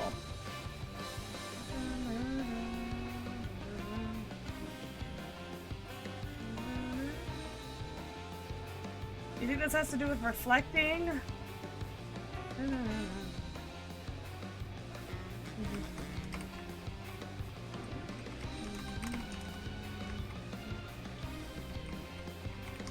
Just kidnap 2 healers.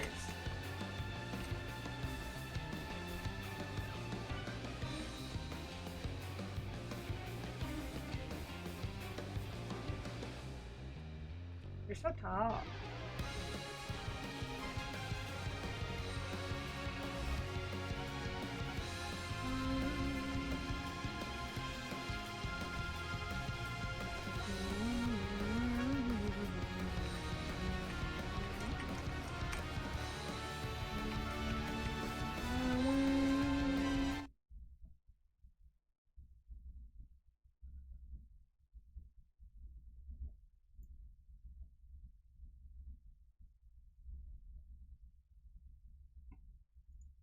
Alright, I was checking something.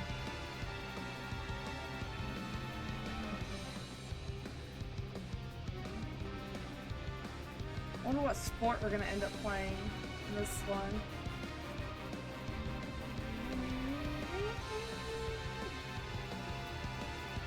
We did volleyball, basketball, baseball, soccer.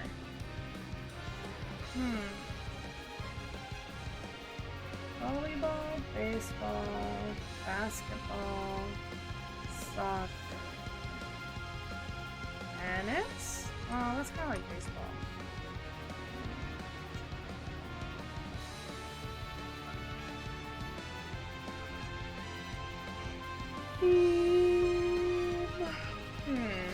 What sports do I predict?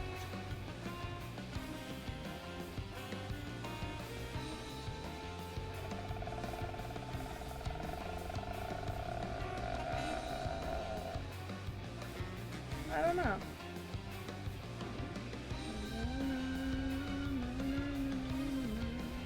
Do we only play sports against the robot guy who I have no idea who he is?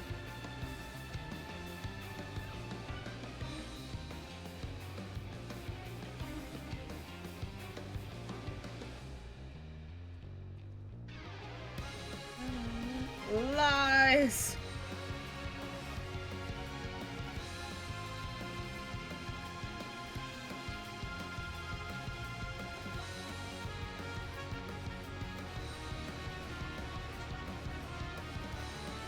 Gosh. I wish this one. Oh, we got another tank. We just need 2 healers.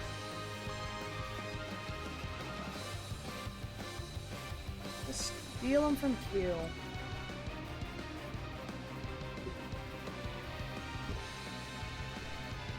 That's all you gotta do.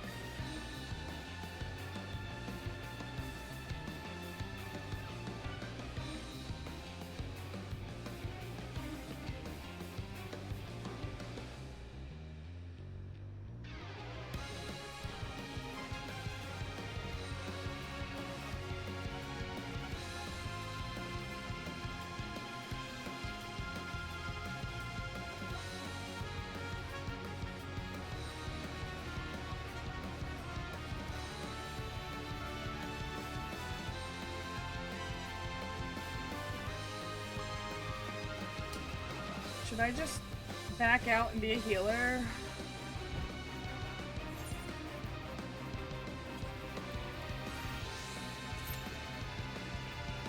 See if this works. I'm gonna be kind of sad if it doesn't, but honestly. The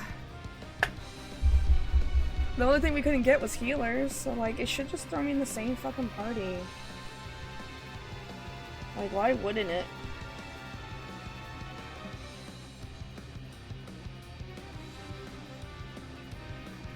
This is kind of wild that my gauges, if I switch, have to like fill up. When it's not like my mana has to do that, so what? I get being dead. I don't have many mana either. Yep, that worked.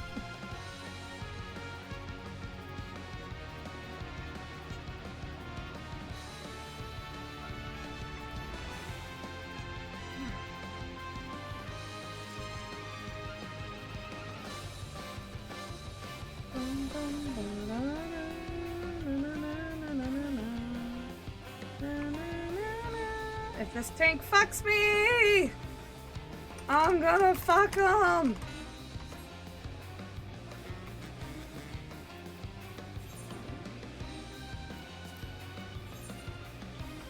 Fuck you, tank. I'm screaming right now.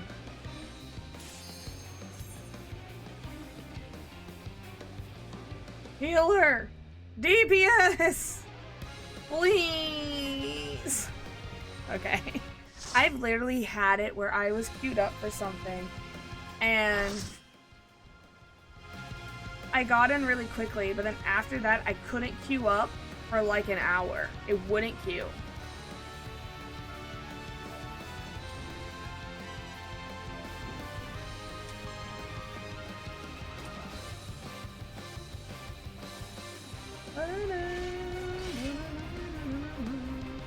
Who's my main tank?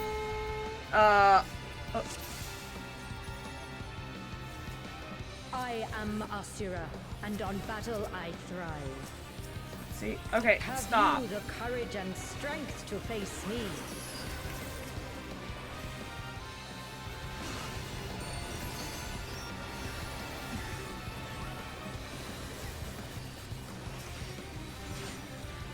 Will you dodge, or will you bleed? This is interesting. Okay.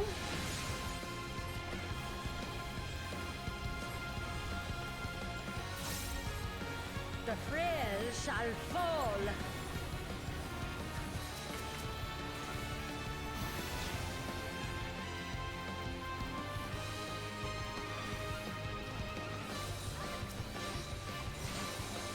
You've not time to blink.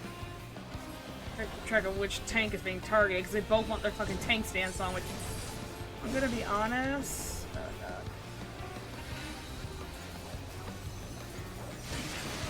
god. Ugh. Take that before I die.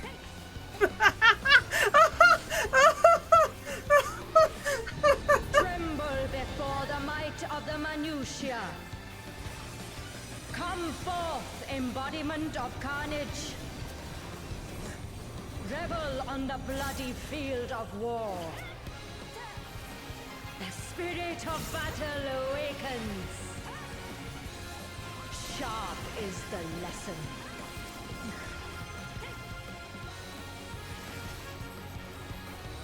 The weak shall perish.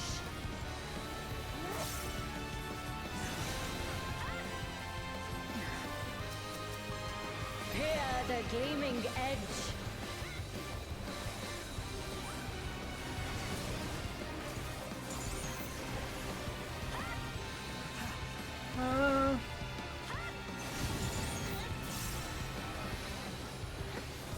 Unmerciful light shine upon you.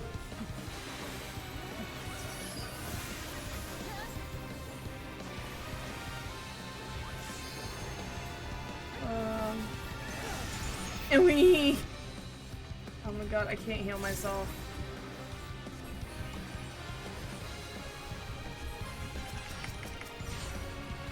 Behold the sixfold blade.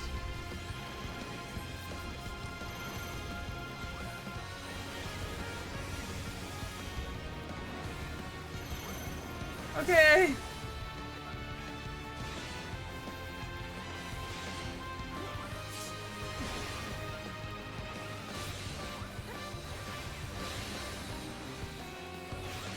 Ah! Fuck you guys, I'm getting healed. Fury be my strength.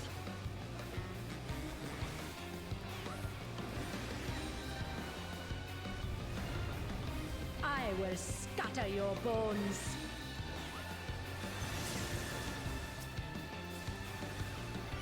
Get up. Show me your steel.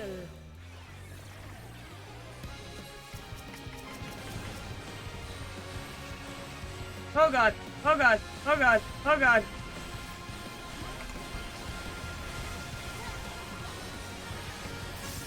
Stay alive, guys.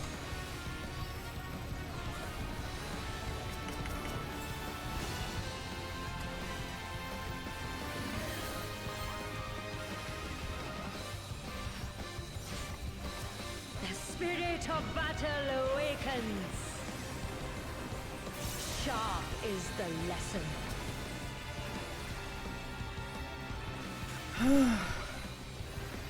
Show me your steel.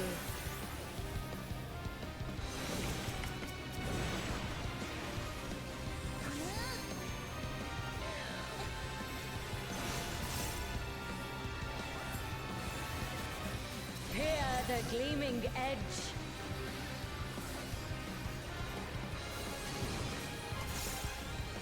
Oh my god. Honestly, I'm just gonna be in the middle because I don't trust shit. Oh shit.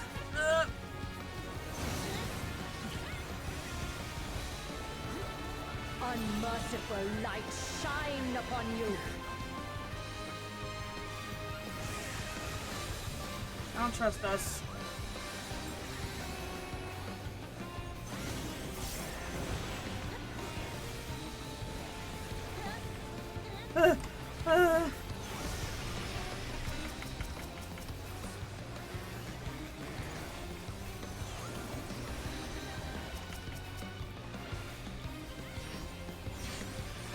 Behold the six-fold blade.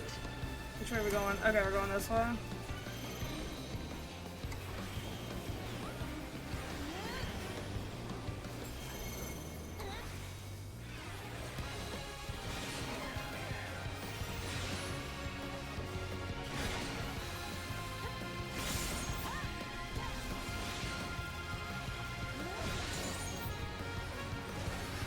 Keep everyone alive for right now. The face of battle is ever changing. Joyful is your downfall.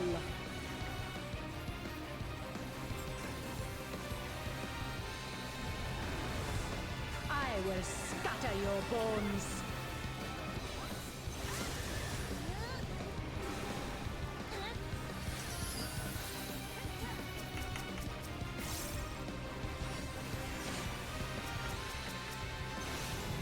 Will you dodge or will you bleed?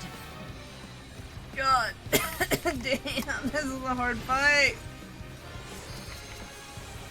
Bro. Stop.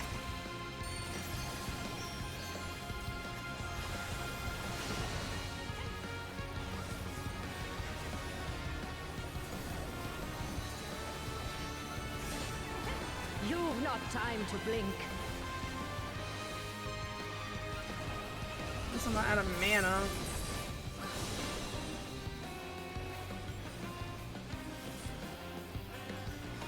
Show me your steel.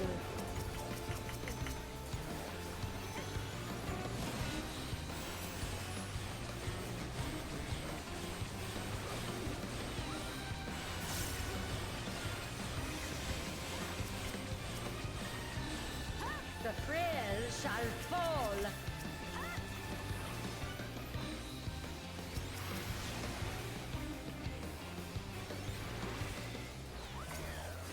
This bitch is still here. spirit of battle awakens. Unmerciful light shine upon you.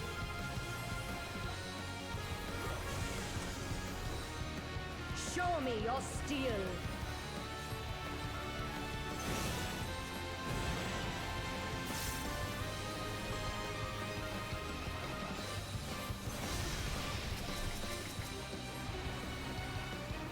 Sharp is the lesson.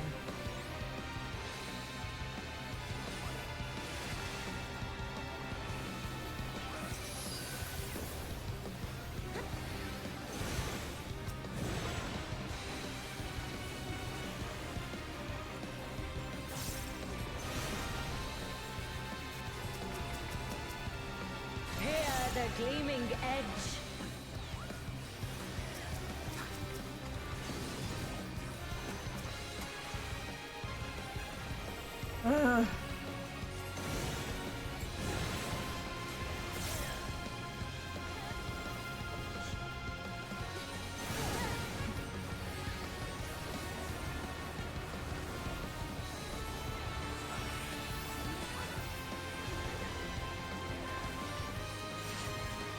Behold the six-fold blade.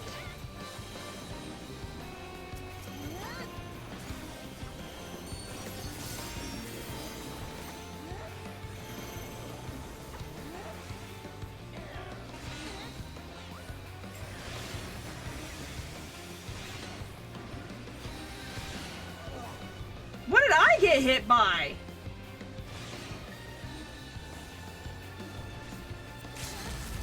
There we go, baby. That's why we do this. The face of battle is ever changing. Fury be my strength.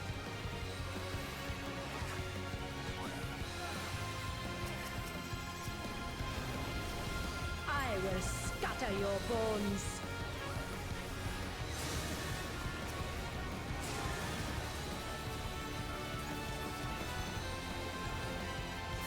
God, this fight is actually, like, challenging. Will you dodge or will you bleed?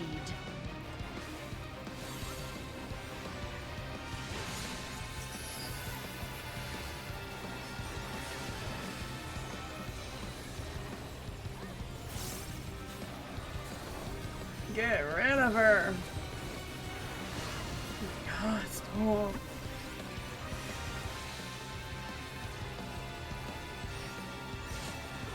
You've not time to blink.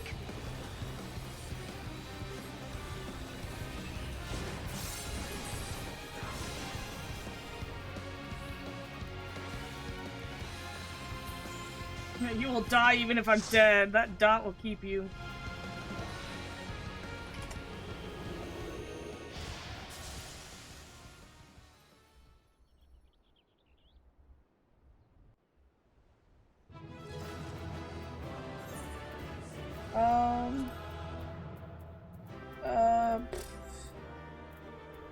I don't know, man. Shirtless dancer, I guess, because I'm a hoe. Did the dragoon die? Woo! 4 combinations, let's go, baby! We do love to see it. God, that fight was hard. The hell? Good show, Mevlu. 'Twould seem you thoroughly troused that pesky primal. And even as we speak, Mother and Father should be informing the radiant host of the despicable Von Hoodie's wrongdoing.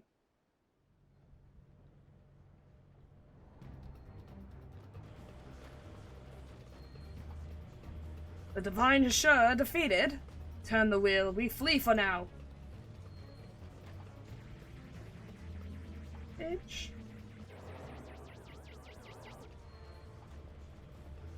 Who was flying the starship without my permission? That treasure is mine and mine alone. You called your vessel Master Poo Poo? No, I didn't. That's my friend's ship.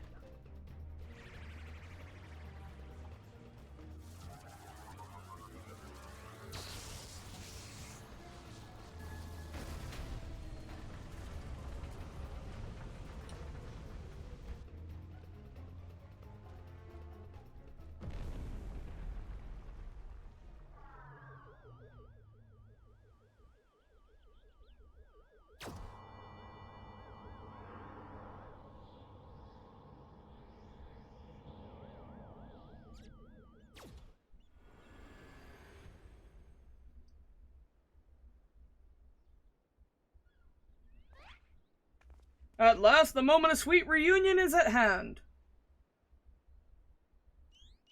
I'm so relieved to see you safe.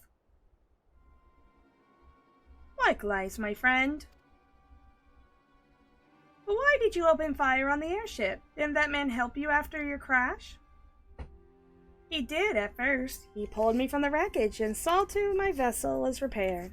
Saw to it that my vessel was repaired. Okay. I missed the word. So in return, I replicated whatever trinket he desired and taught him the basics of starship technology. But that resolve was to be a terrible error in judgment. When I was infected by one of this star's unique pathogens, he took advantage of my weakened state and seized my ship, flew me out to the jungle, and then left me there to die. Slowly, agonizingly, I was able to synthesize a cure for my affliction, and then I came back to reclaim my property. This experience has led me to conclude that the dominant sentient life forms here are dull-witted, cruel, and entirely unsuited for peaceful cohabitation. We must launch a full-scale invasion. It is the only way to guarantee our survival. No, they're not like that at all. These ones have been nothing but kind to me. Oh yes, their smiles until the laser is in your back. We have to strike first before they show their true colors. You bitch, I saved you. Well, I saved these guys. I didn't save you.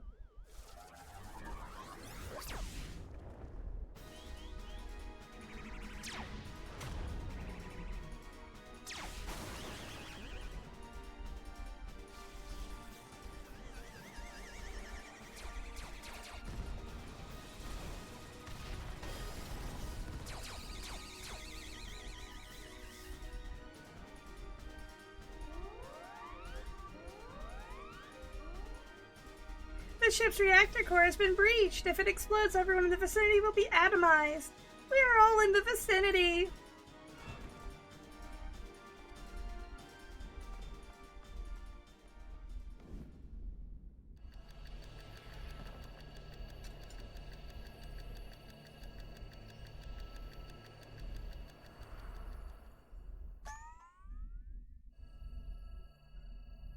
Think, damn it! Think! If I have to stop the explosion, I need to traverse the considerable distance of the starship, but I cannot conceive of no logical solution.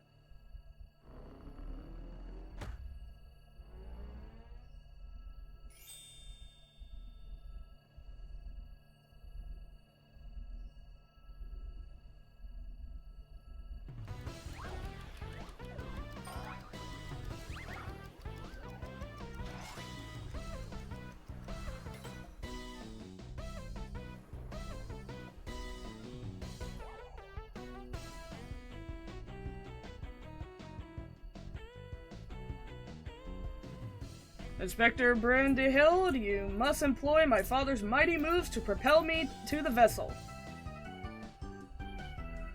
I too have calculated that Lord Godbert's signature techniques are our only means of achieving sufficient propulsion. Yet there is a flaw in your proposal. I lack the strength to properly perform the throw. I have no time to teach you the starship's controls. Inspector Hildibrand, it is you who must fling me.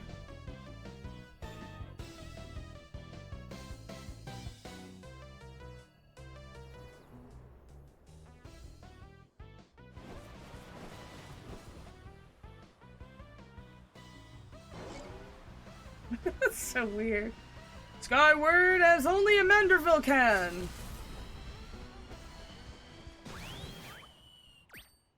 That's the wrong direction!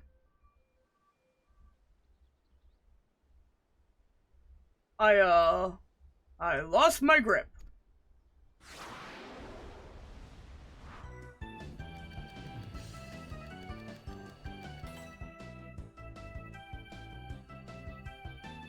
Given my trajectory and velocity, the correct shift of posture should guarantee enough lift and percussional motion to, yes, I could still make it.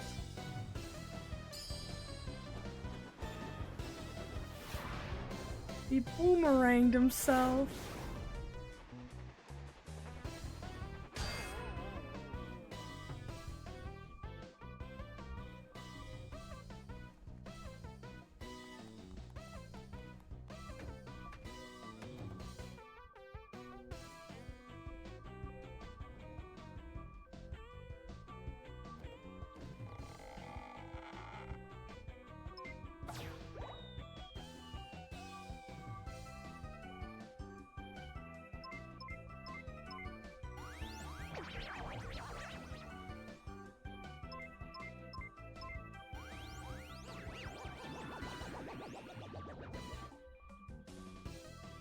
bruh. 'Tis too late. The reactor is going critical. The only way to save the day...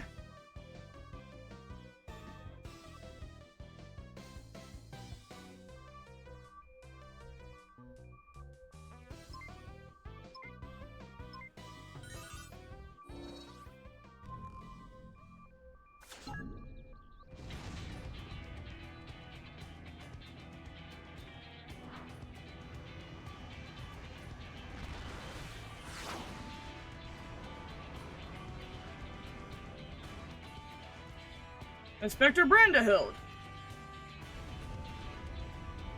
Our brief time together was more than a defective clone could ask for. Be well, my friends.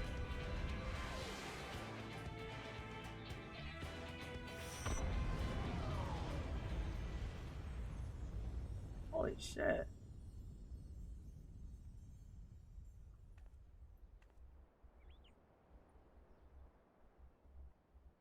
Is this case closed for Inspector Brandahild?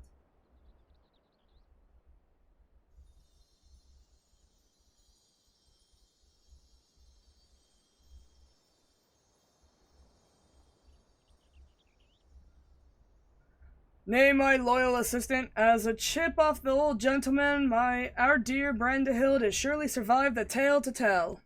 The tale to tale. Said it backwards. We shall see him again, mark my words.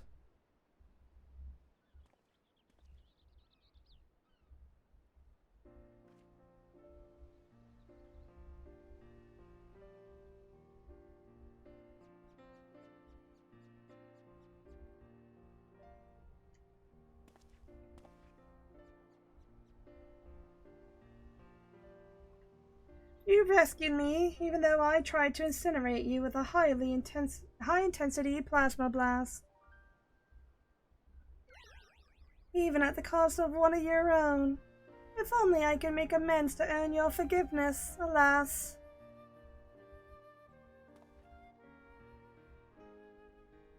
There is naught to forgive. With his blocky constitution, Inspector Brandahild is just fine, I assure you. As a friend of Master Poo-Poo, you are a friend of ours, and whatever few minor plasma burns among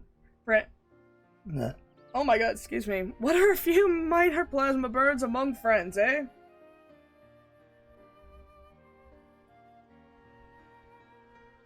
Our home planet. It is lost to the phenomenon that you call the final days. We survived only because we were away exploring the cosmos at a time. Our explorations, which had heretofore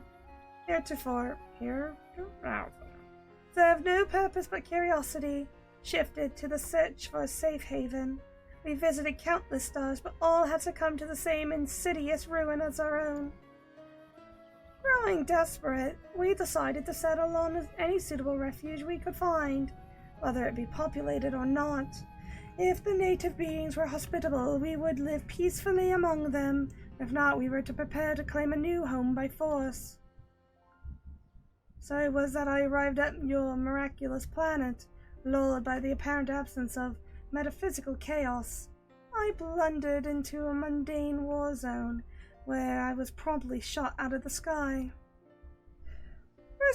The rest you already know. Having fallen behind during our search, I hurried here to where my communication receiver received no answer. That's when we first met you, Inspector Hildibrand. Those touched by the despair of the final days are reduced to beast. Given our savage willingness to invade your star, it would seem that, in a sense, we fell prey to despair after all. Fortunately, my encounter with your generous people brought me to my senses, an outcome for which I am profoundly grateful.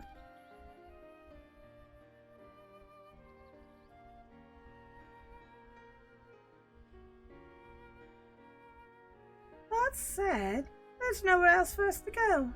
Would it be too much to ask for us to live here on your star? Well, of course you must stay.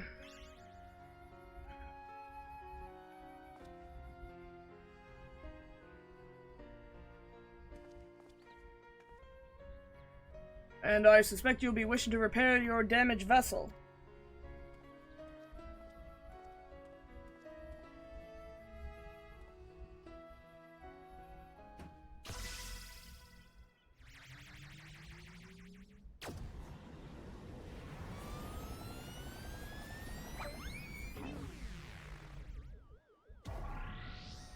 Oh, mummy!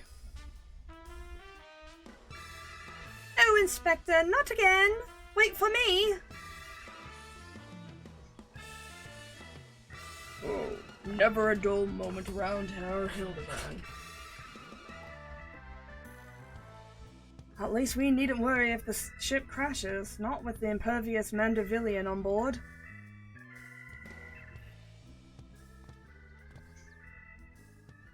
Funny that you should mention that. Upon reviewing the Manderville family tree, it was made clear that a lord without heirs to his own passed the name to the adopted child several generations ago. Are you saying that you and your son are not direct descendants of Godbrand, the alien progenitor of the Manderville line? Then how do you explain your unnatural sturdiness? When it comes to building strength and perfecting gentlemanly techniques, 'tis not one's lineage which matters, but rather the unbending conviction within one's heart. Though Godbrand's bloodline may be broken, House Manderville shall live on through us.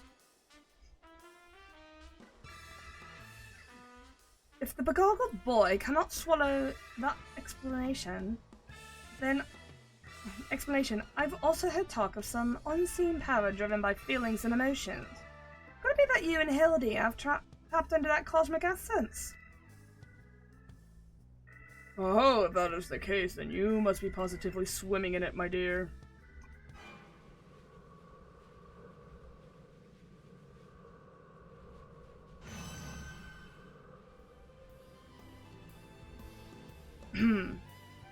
Every, thing appears to be under control here, so let us return to the city, shall we?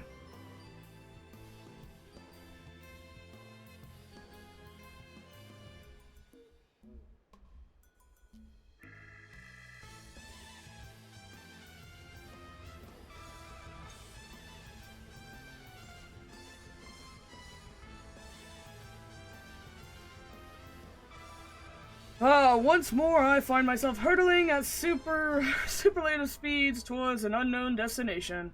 Another day, another thrilling case for Hildibrand, Agent of Inquiry, Inspector Extraordinaire.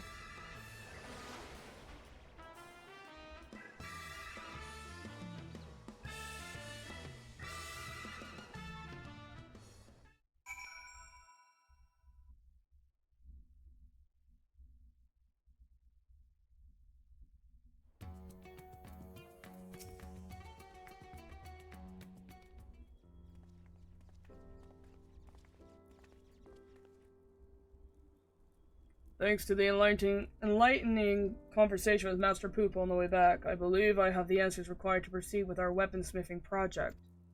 You needn't neglect your commitments, of course, but I would welcome your continued cooperation. I haven't done shit. And with that, I bid you good day. Thanks you for looking out for my beloved son. I'm sure him and his blocky lad will be back for more cases before you know it.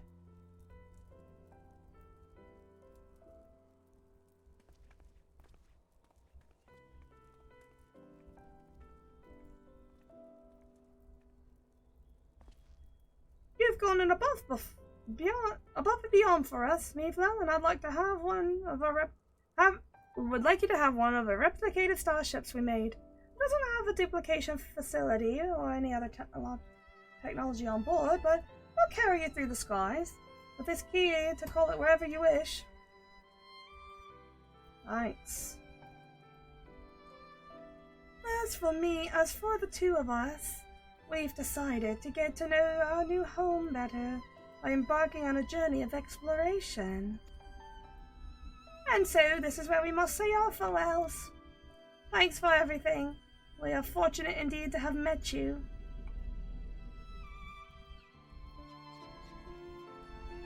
Bye-bye, you little weirdos. It seems that Poo-Poo wasn't planning an invasion after all. And even he tried to he even tried to stop his friend from launching an attack. I'm calling an end to this investigation, Mivlo. Your unfailing support during this entire ordeal has been most appreciated. Thanks to you, I was able to observe the inner workings of Charlian and even travel to the surface of the moon in search of the truth. And when my own conspiracies threatened to blind me, you were there to open my eyes to the true shape of things. But this world yet harbors its share of strange and inexplicable, not the least of which is the source of Hildibrand's impossible physiology.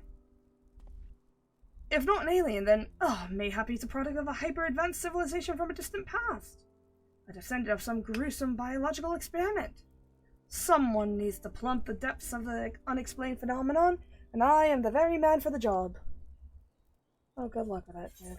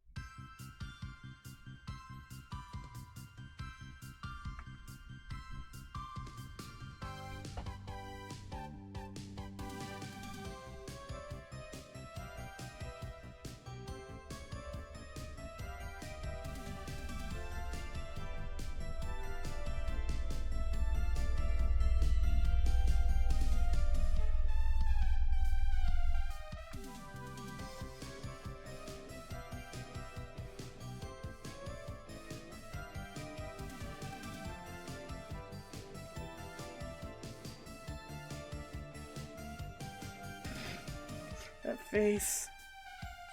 Oh, they do put you in. Yay! I mean, eventually, yeah.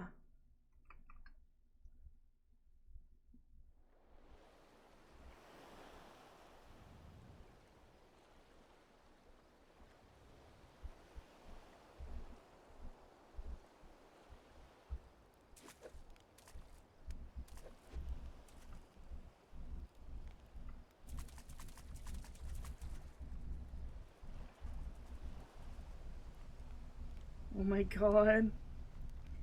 Oh my god!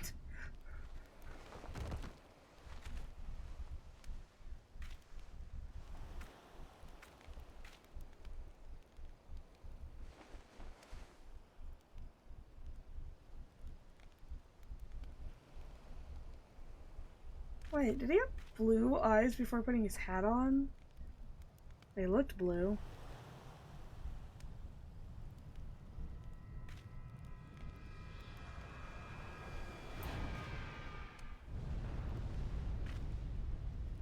Maybe it was just a trick of the light.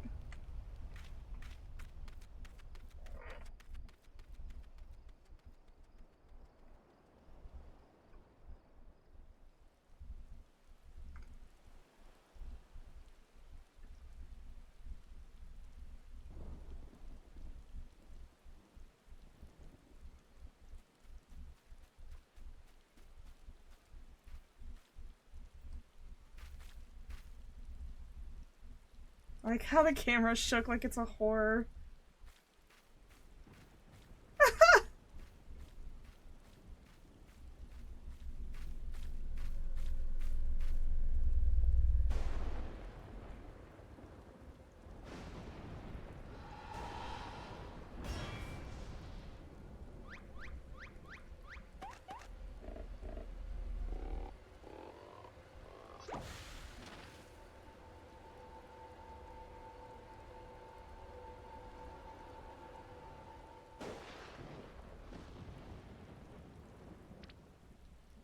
How are you not dead?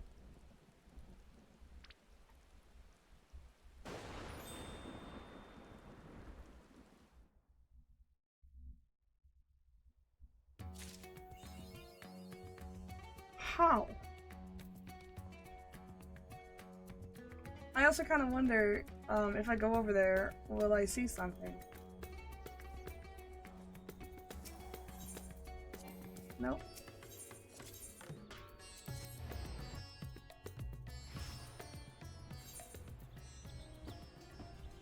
No, no new quest or anything. What about the moon? Because I feel like he's gonna be. If he's going to space, why wouldn't he be on the moon?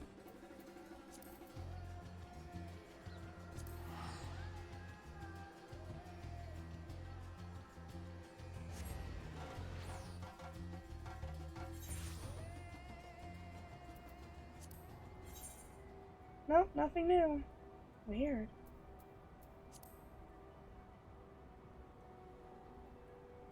Huh. Oh well.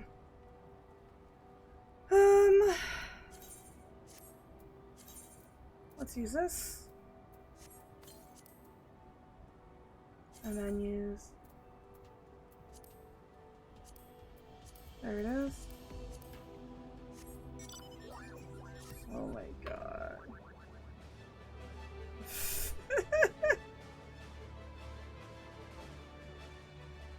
It's so dumb. Oh, I love it.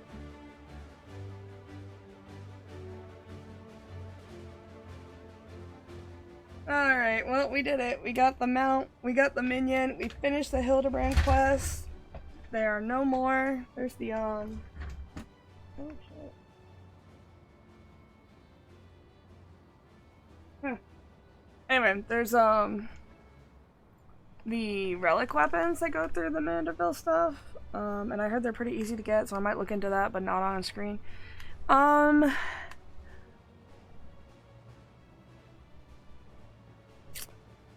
What time is it? 9:34? I'm gonna take a quick break. And then we're going to do the Golden Saucer quest, which is actually, I think it's an old,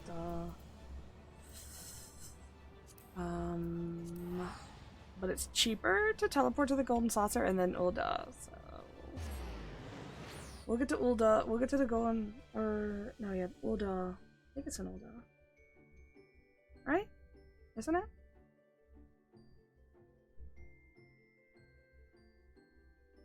I don't know. Anyway, be right back.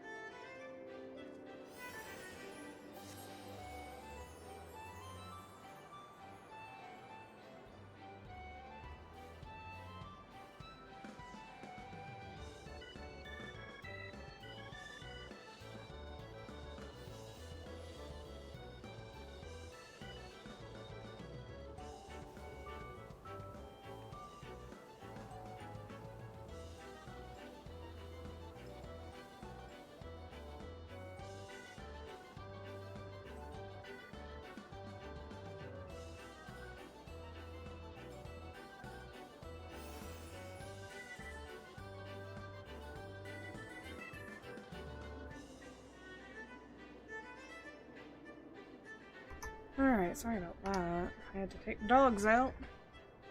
They were getting antsy. Oh yeah, I still need to put a dog, I believe.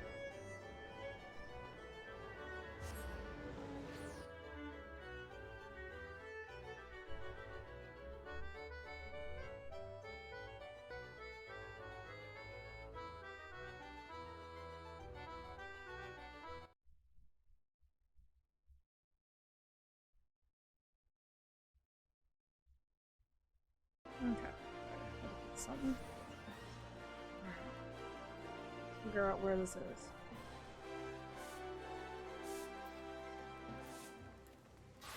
The red page. Where's... Is that? Yes.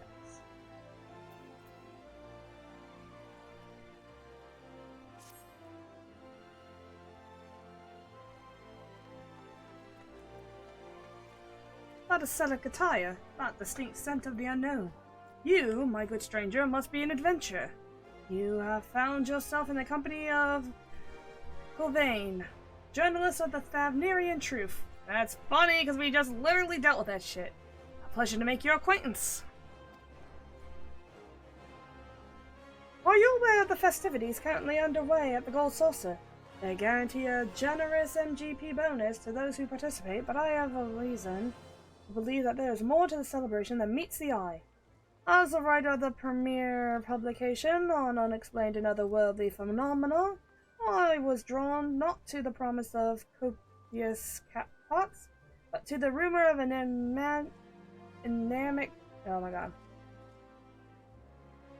water imps that suddenly proliferated again amongst the saucer's patrons.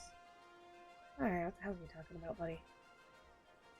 We at the Thavnerian Truth have been looking to expand our investigations across the star, and this supernatural scoop presents us with the ideal opportunity.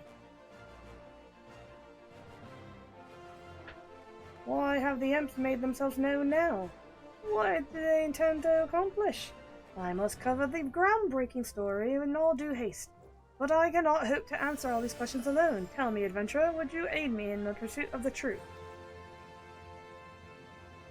Excellent. Then let us reconvene at the Gold Saucer's entrance square. Okay.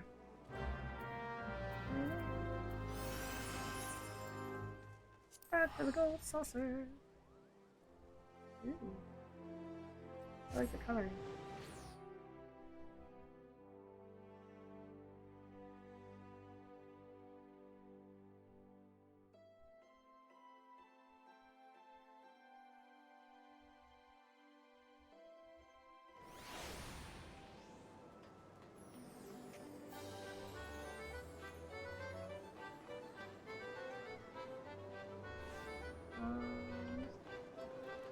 Speaking of, let's do our mini cat pots.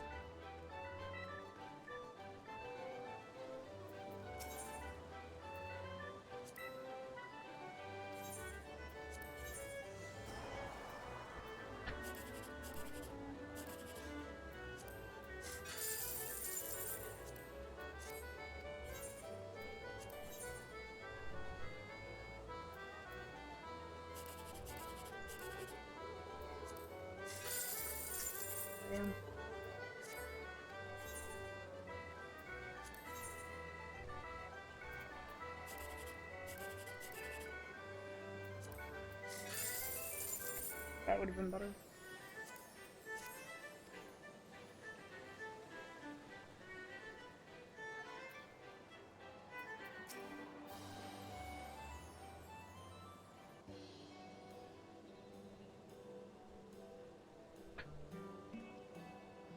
Ah, you've arrived. Notice anything out of the ordinary?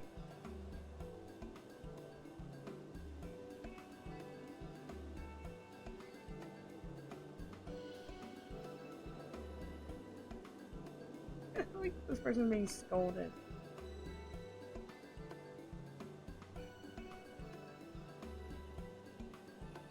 What are they set on? The ears are up here.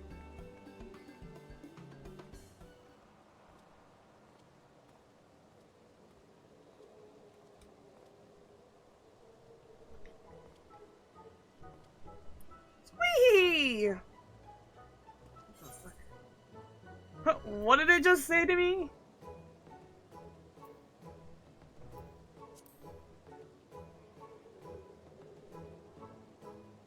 Some manner of greeting, I presume.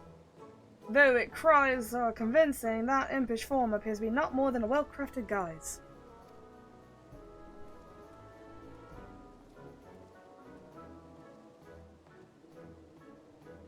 And here I thought I could rival the editor-in-chief with my own unprecedented article. Now what am I to report? This is but a child's play next to the extraterrestrial discoveries he has made. Oh my god, it's really funny doing this after the Manderville quest, because anyone at level 15 can do this. We have found the source of the rumors, but saucer imps unmasked, just normal men and women in costume. Why does that sound more to me like a waste of good ink? It's unacceptable, worthless, unfit for consumption. Gods, I grow drowsy just thinking about writing such a thing.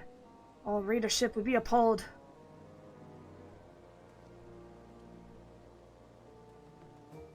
Fortunately, there's another curious lead I wish to pursue. In doing so, we may frame our story around the current festivities, then recount a role of imps within them. Yes, that might suffice. As you see, I've awaited your arrival. I questioned the attendant at the front desk. As to the imp's origin, strangely enough, I was told that only a select few staff members were present at the planning stage of this affair, and fewer still know who proposed the initial idea. I was, however, informed that the staff member on the floor, a man attending to be imp, may I have the information we seek. If we split up and search the saucer, we're bound to find him. I shall leave Wonder Square to you. Let us reconvene here when our rounds are complete. Okay.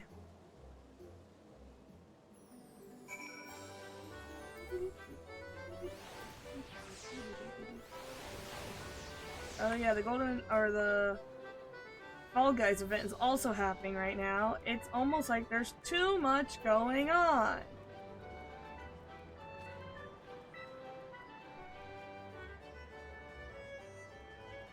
I guess they were like, well, you could work on your... Oh, it is down? You could work on your title getting...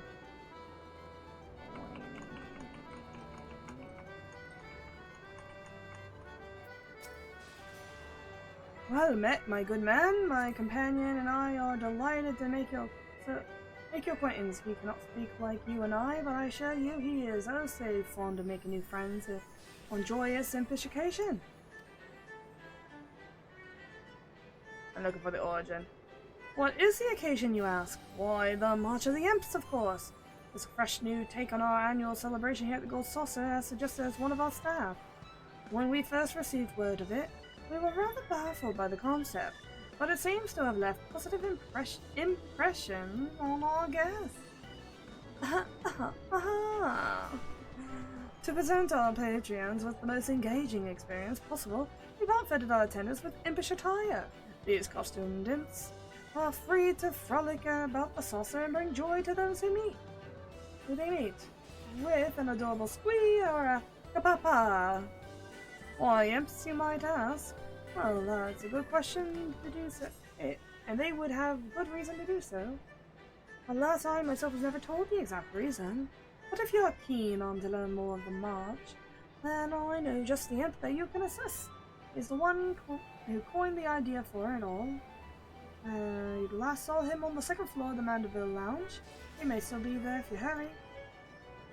If he should ask you to in an impish tongue, you needn't fret. He's particularly unique, even among his brethren. He makes his intentions quite clear to those not versed in imp speak.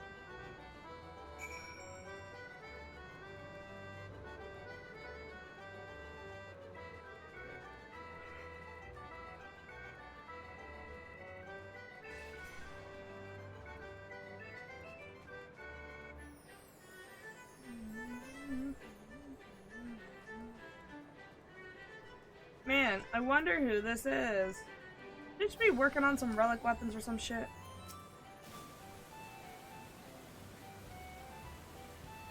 Squeak. Kappa, kappa.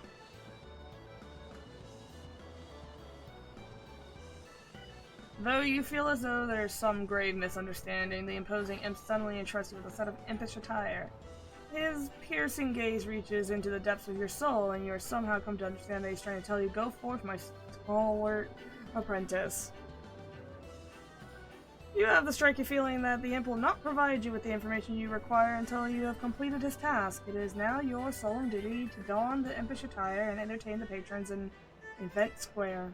You must continue wearing the costume in order to progress. Speak with the imposing imp to restore prolong the garment change.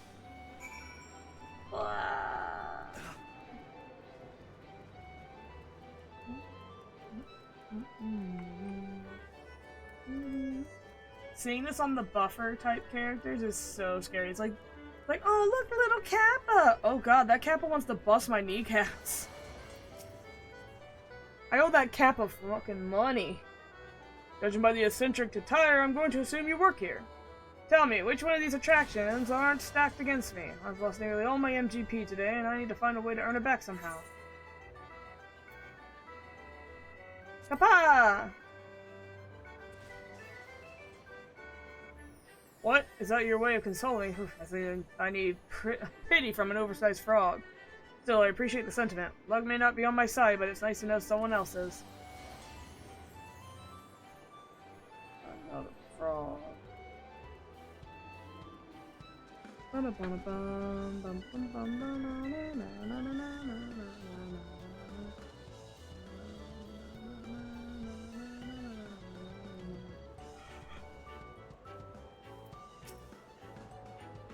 Wow, you're one of those new mascots. You must know all about the prizes here, right? I saved up lots of MGP, and I'm not sure what to exchange it for. Sweet. Aren't you cute? If only I could take you home with me. Oh, I know. A little imps that look just like you at the prize counter. Daddy, I want an old water imp. I want one now. I want it, and I want it now. Alright, Violet. Not Violet. Oh god, which one was that? What's the other one?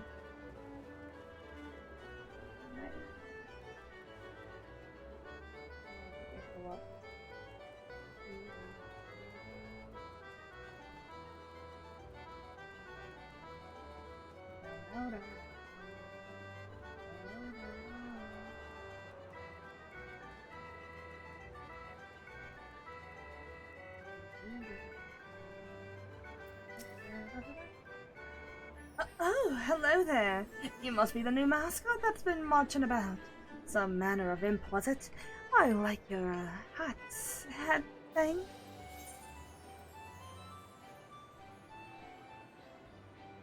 Papa!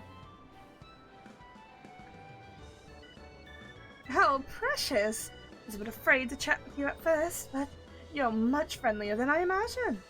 First senior sabotendor, and now you. Oh, would I never have to leave the saucer? I could spend the rest of my days surrounded by adorable creatures like you. She thinks I'm adorable. Oh! The impish antics have brought joy to the saucer's patrons. Return to the imposing imp and inform him of your success. Okay.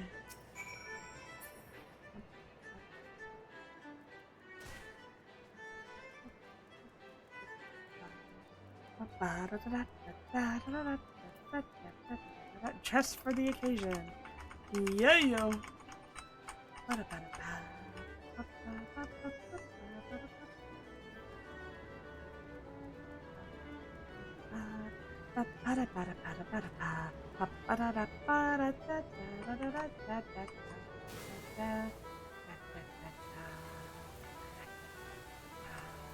Alright, we're done. Pa pa pa. The imposing imp appears downcast, as if he was expecting someone else. Perhaps it would be best to remove your impish attire.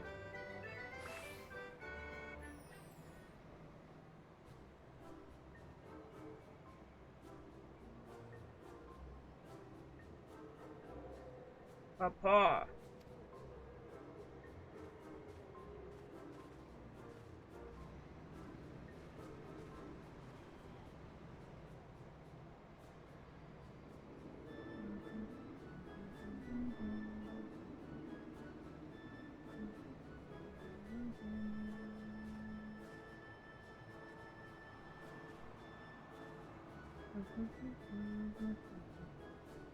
In the ethereal moments the imposing imp's gaze meets yours, you are overcome with a mysterious sense of obligation and realize that he's trying to tell you, let's continue our discussion at Entrance Square. Wow. Whee!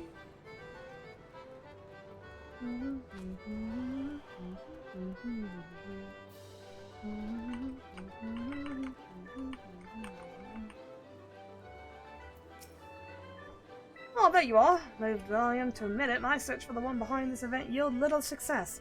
Regardless of my result, it's plain to see that the imps are well loved by all, but I cannot write an article about that fact alone. How did you fare my honorary assistant? Well, if you must know, I fared pretty well. I actually found the guy who suggested it. It's got me! 'Tis a pleasure as always to see you at the saucer, Mablo. The Godbert Mandeville! Never did I think to meet a member of the Syndicate face to face. Surely you of all people must know who proposed the idea for this event? Your generous deeds this day have not gone unnoticed, so I believe an explanation is in order. It was I who proposed the idea for these festivities, as a matter of fact. Perhaps you are already aware, but we employ a void scent known as Typhoon. Typhoon, here at the Gold Saucer, summoned into this world by the Thaumaturge's Guild, he is a diligent soul who utilizes his formidable fungus as our patron's benefit.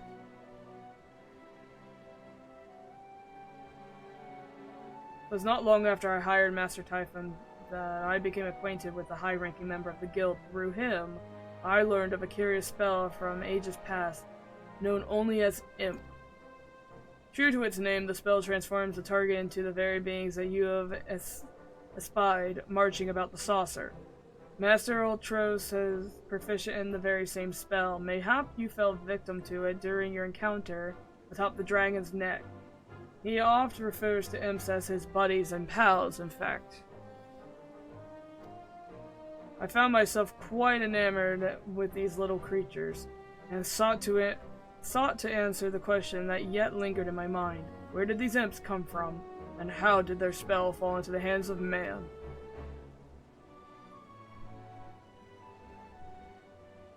I pored through what few sources were available on the subject, yet I could not find a definitive answer. Heartbreaking though it was, I was left with no choice but to leave the creature's lineage shrouded in mystery.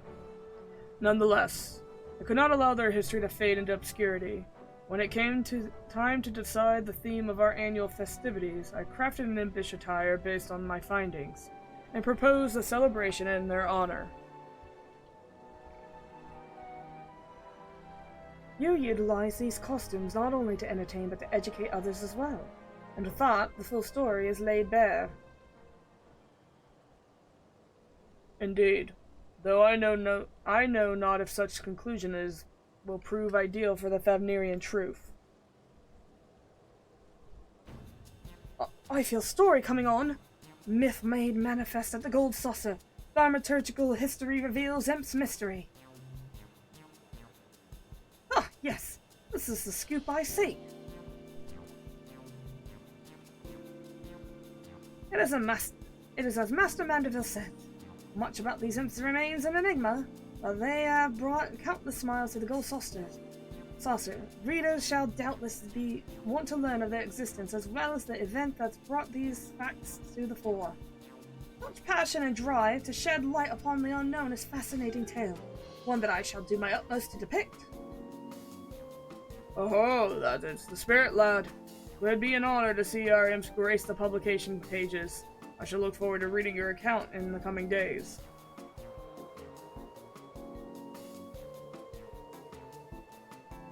This young man's story will doubtless bring all the more attention to the March of the Imps. So I express my thanks in spirit of celebration, with a set of impish attire, of course.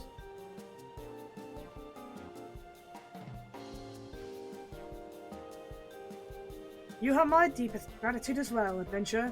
Inspiration calls, and I must away to make the ideas a reality. But your contributions were vital to the discovery, and you are more than deserving of a reward. Did you get that money?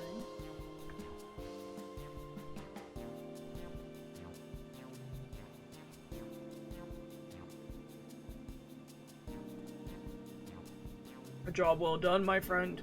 Festivities shall be underway for some time yet, so I hope you will not squander the opportunity to enjoy a moment of respite in the march with our fellow imps. Sure, why not?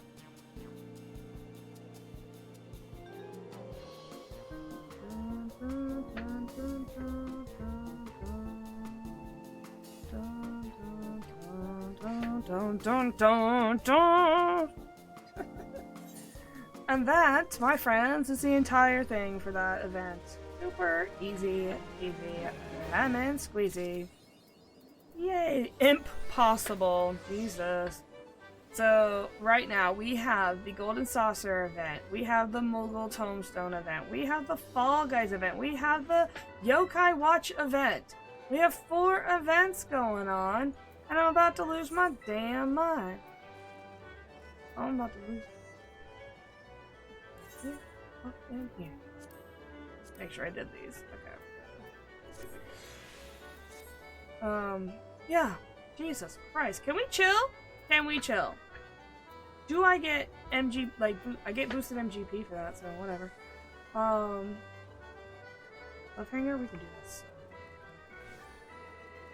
But yeah, there are 4 events, and they're not exactly like, I mean, that event was super easy, and if you want to grind MGP, it's super easy. But, like, Yokai is a grindy-ass event. The Mogul Tombstone can be grindy if you really want everything on the list, which I don't, so I'm lucky, right? This one has been kind of lackluster for me, which is great.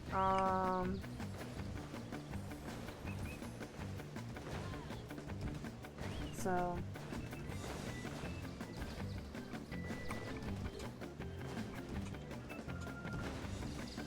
But yeah, there's just a lot. Thanks for pointing.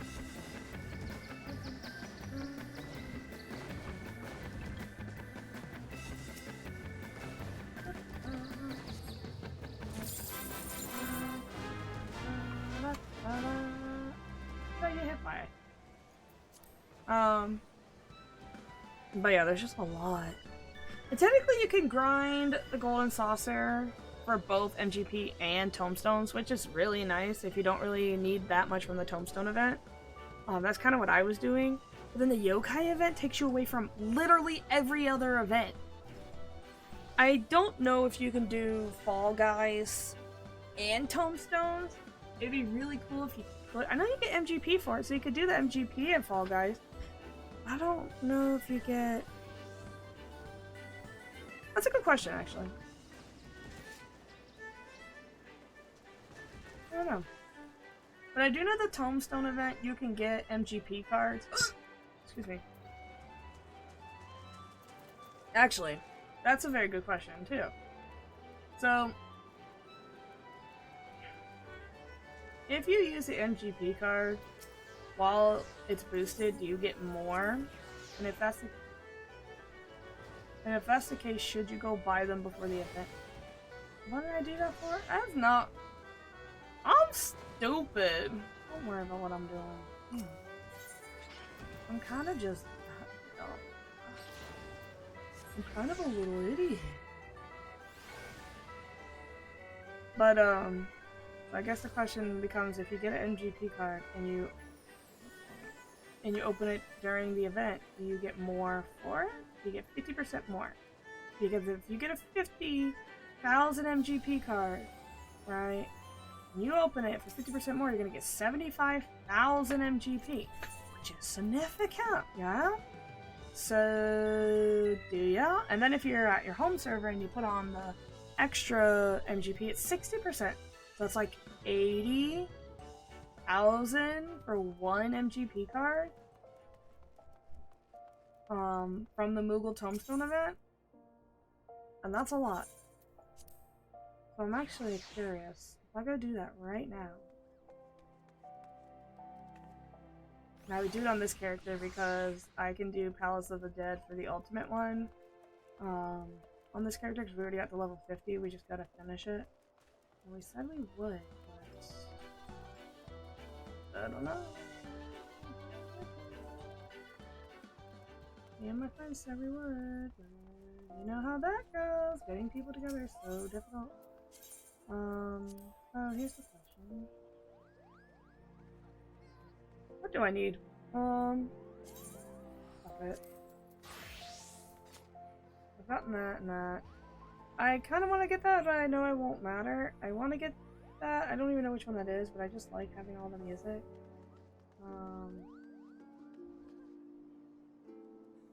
This is one of the horses, right? Oh, I don't think it was. Yeah, 50. There it is. But other than that, like, what do I need? I can get that later. I can get these later. I mean, all of this shit I can kind of just get. So, let's find out. That is not what I want to do.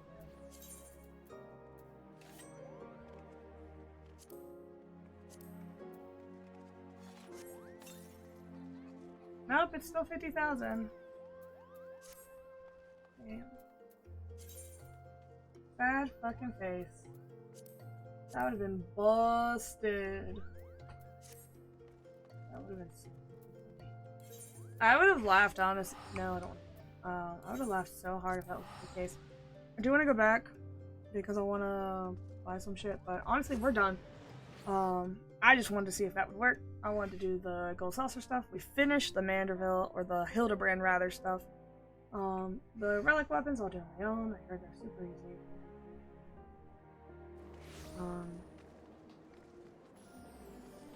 So should be easy peasy lemon squeezy. But is it this one? 20,000 ones are the Final Fantasy 15 ones, but I want to make sure. 15, 16. I got them all. I was working on them when that event was going on, and I was afraid they'd disappear, but they are still in there, so it doesn't matter. But other than that, we are done for the day. And I will see you guys tomorrow for Lies of P. Bye-bye.